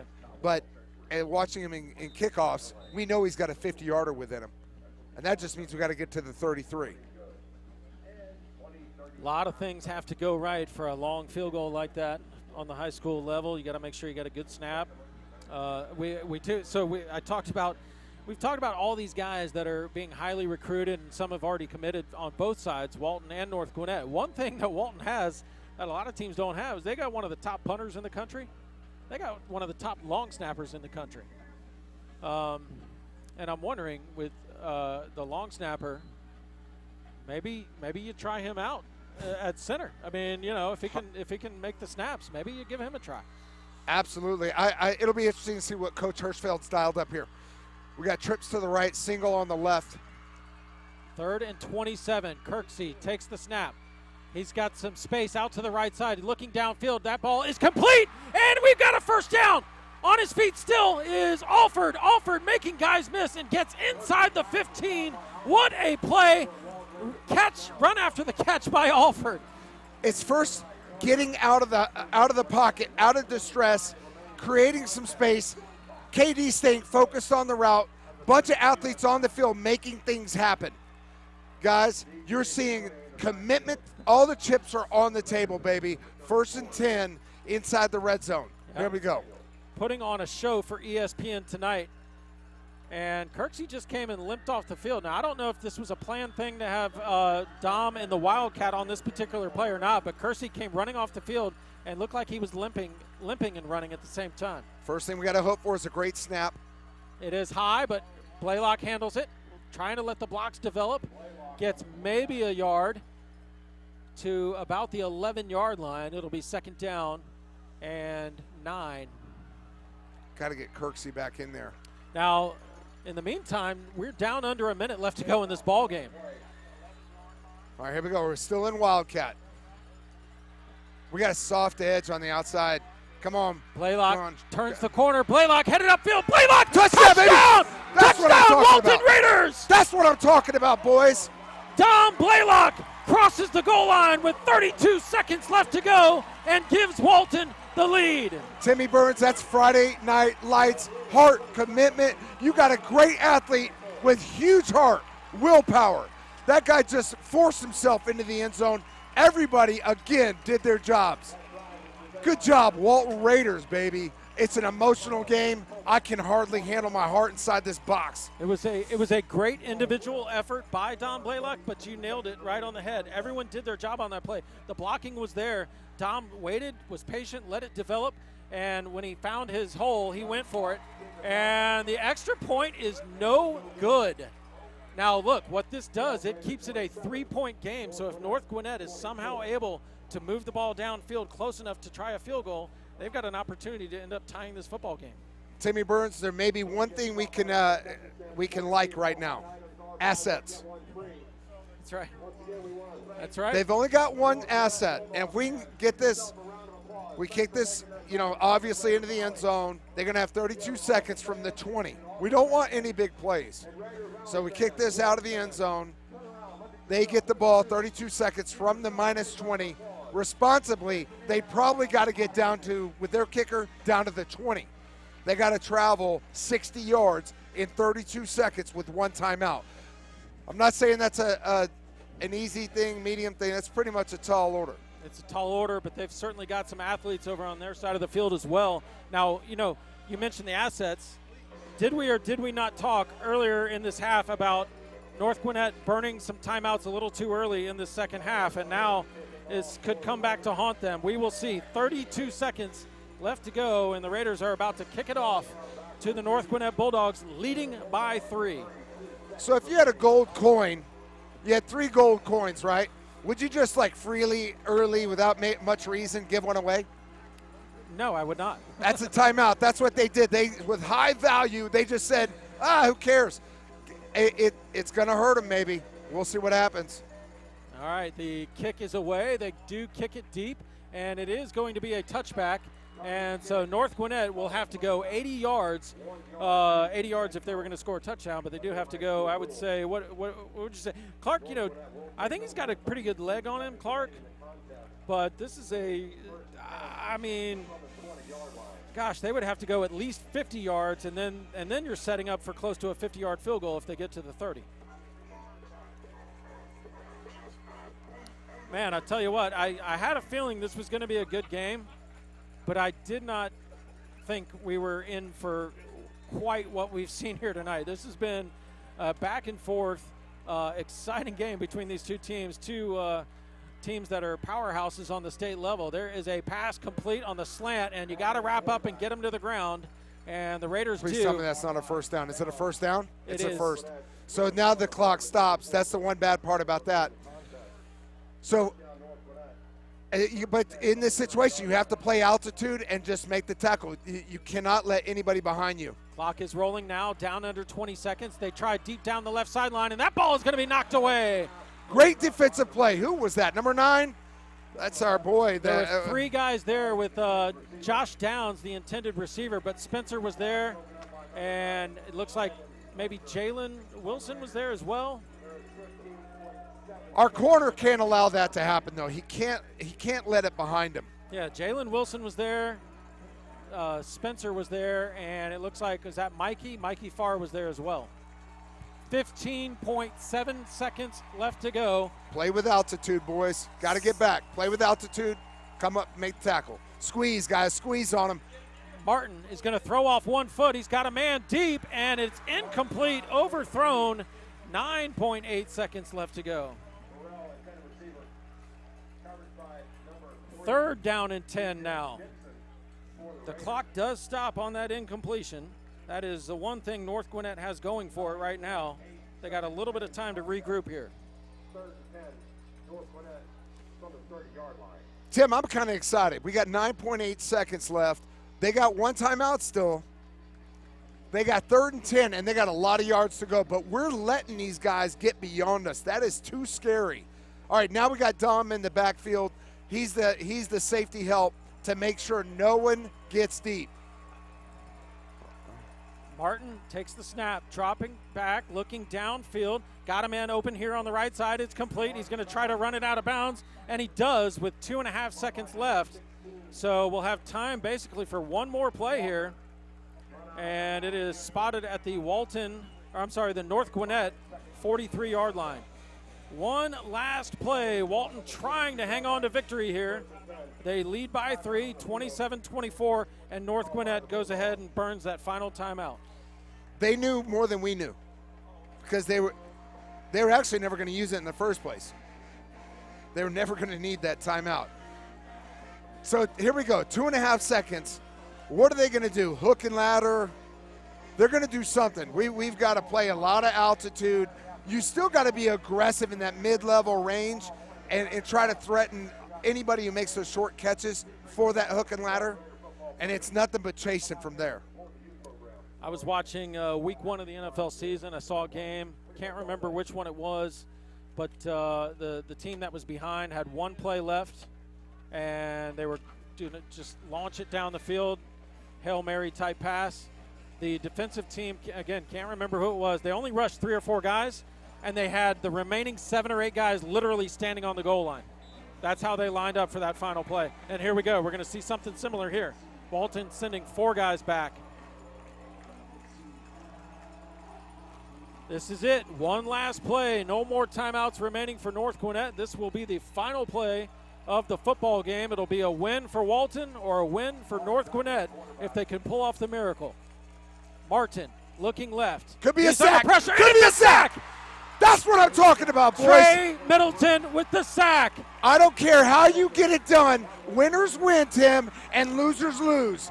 These guys they do it all different ways. They've won so many different ways this year. They are winners. It's built within them. I love it. I love it. Their character. Coach Bruner and the staff are doing such a great job. Well-deserved win. Great fight tonight. Wow. And, you know, one of the best things about what we've seen here tonight is all the players who got injured for the Raiders all came back into the game, and they all made plays after they came back in. Trey Middleton with the huge sack right there. He came out.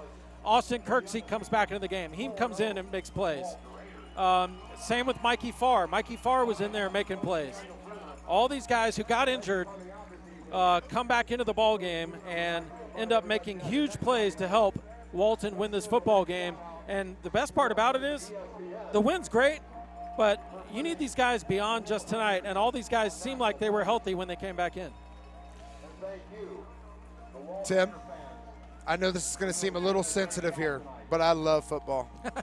I love football. It's the greatest game on earth. I tell you what, you know, worldwide, you know, people talk about soccer. I love soccer. It's, you know, the most popular sport worldwide. But we've got a special thing here in the United States of America with the game of football, and I'm with you, man. I love it. I love it so much, and it's seeing games like what we saw here tonight that really raise that love to another level. So Walton escapes with a victory here in Raider Valley over the defending state champs. They've beaten them now 2 seasons in a row by 3 points. 3-point win last year, 3-point win this year, and what a way to put on a show for ESPN2, the big guys coming in to cover this game and show off Georgia high school football, and that is exactly what they did as they put on a show tonight. Hey, Tim, you know, I want to get big respect to North Gwinnett.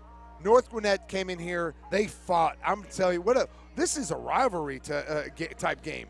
You would have thought this was a state championship type level game. This was unbelievable. I appreciated every part of this game. You think about all the trick plays that were being called, the 2 fake punts by Walton. I mean, they really pulled out all the stops. You know, I was the one saying this game doesn't really count. Well, you know what? They proved me wrong. This game counted to every single person out there on that field right now, and both teams deserve a big round of applause, and they put on an outstanding show for everyone here tonight. Commitment to win. I'm telling you, all chips, everything was on the table. These guys were committed to win. Heart, character, adversity, answering the bell, every bit of a football game, what it can offer you, from roller coaster rides to high emotions, low emotions. Man, I just saw the whole thing. I got to go to sleep. I'm done. Walton improves to 4-0 on the season, remains unbeaten. North Gwinnett falls to 2-2. Walton will be back here in Raider Valley next Friday night, playing host to another perennial playoff team in the Noonan Cougars, and that should be another outstanding matchup here again next Friday night. I want to thank Chris Hickson for joining us here on Raider Vision. Chris, outstanding job. We appreciate everything. And Pete English and his whole crew, they always do a great job. Pete's got so many different things going on here at Raider Valley and gives so much of his time to this program. Walton has no idea how blessed they are to have a guy like him back there pushing all the buttons. I want to thank everyone who watched us instead of ESPN2. May not be that many people, but you can always go back and watch the rebroadcast on the Walton website. So once again, thanks everyone for watching. Great game here tonight. Walton comes away a winner, 27-24.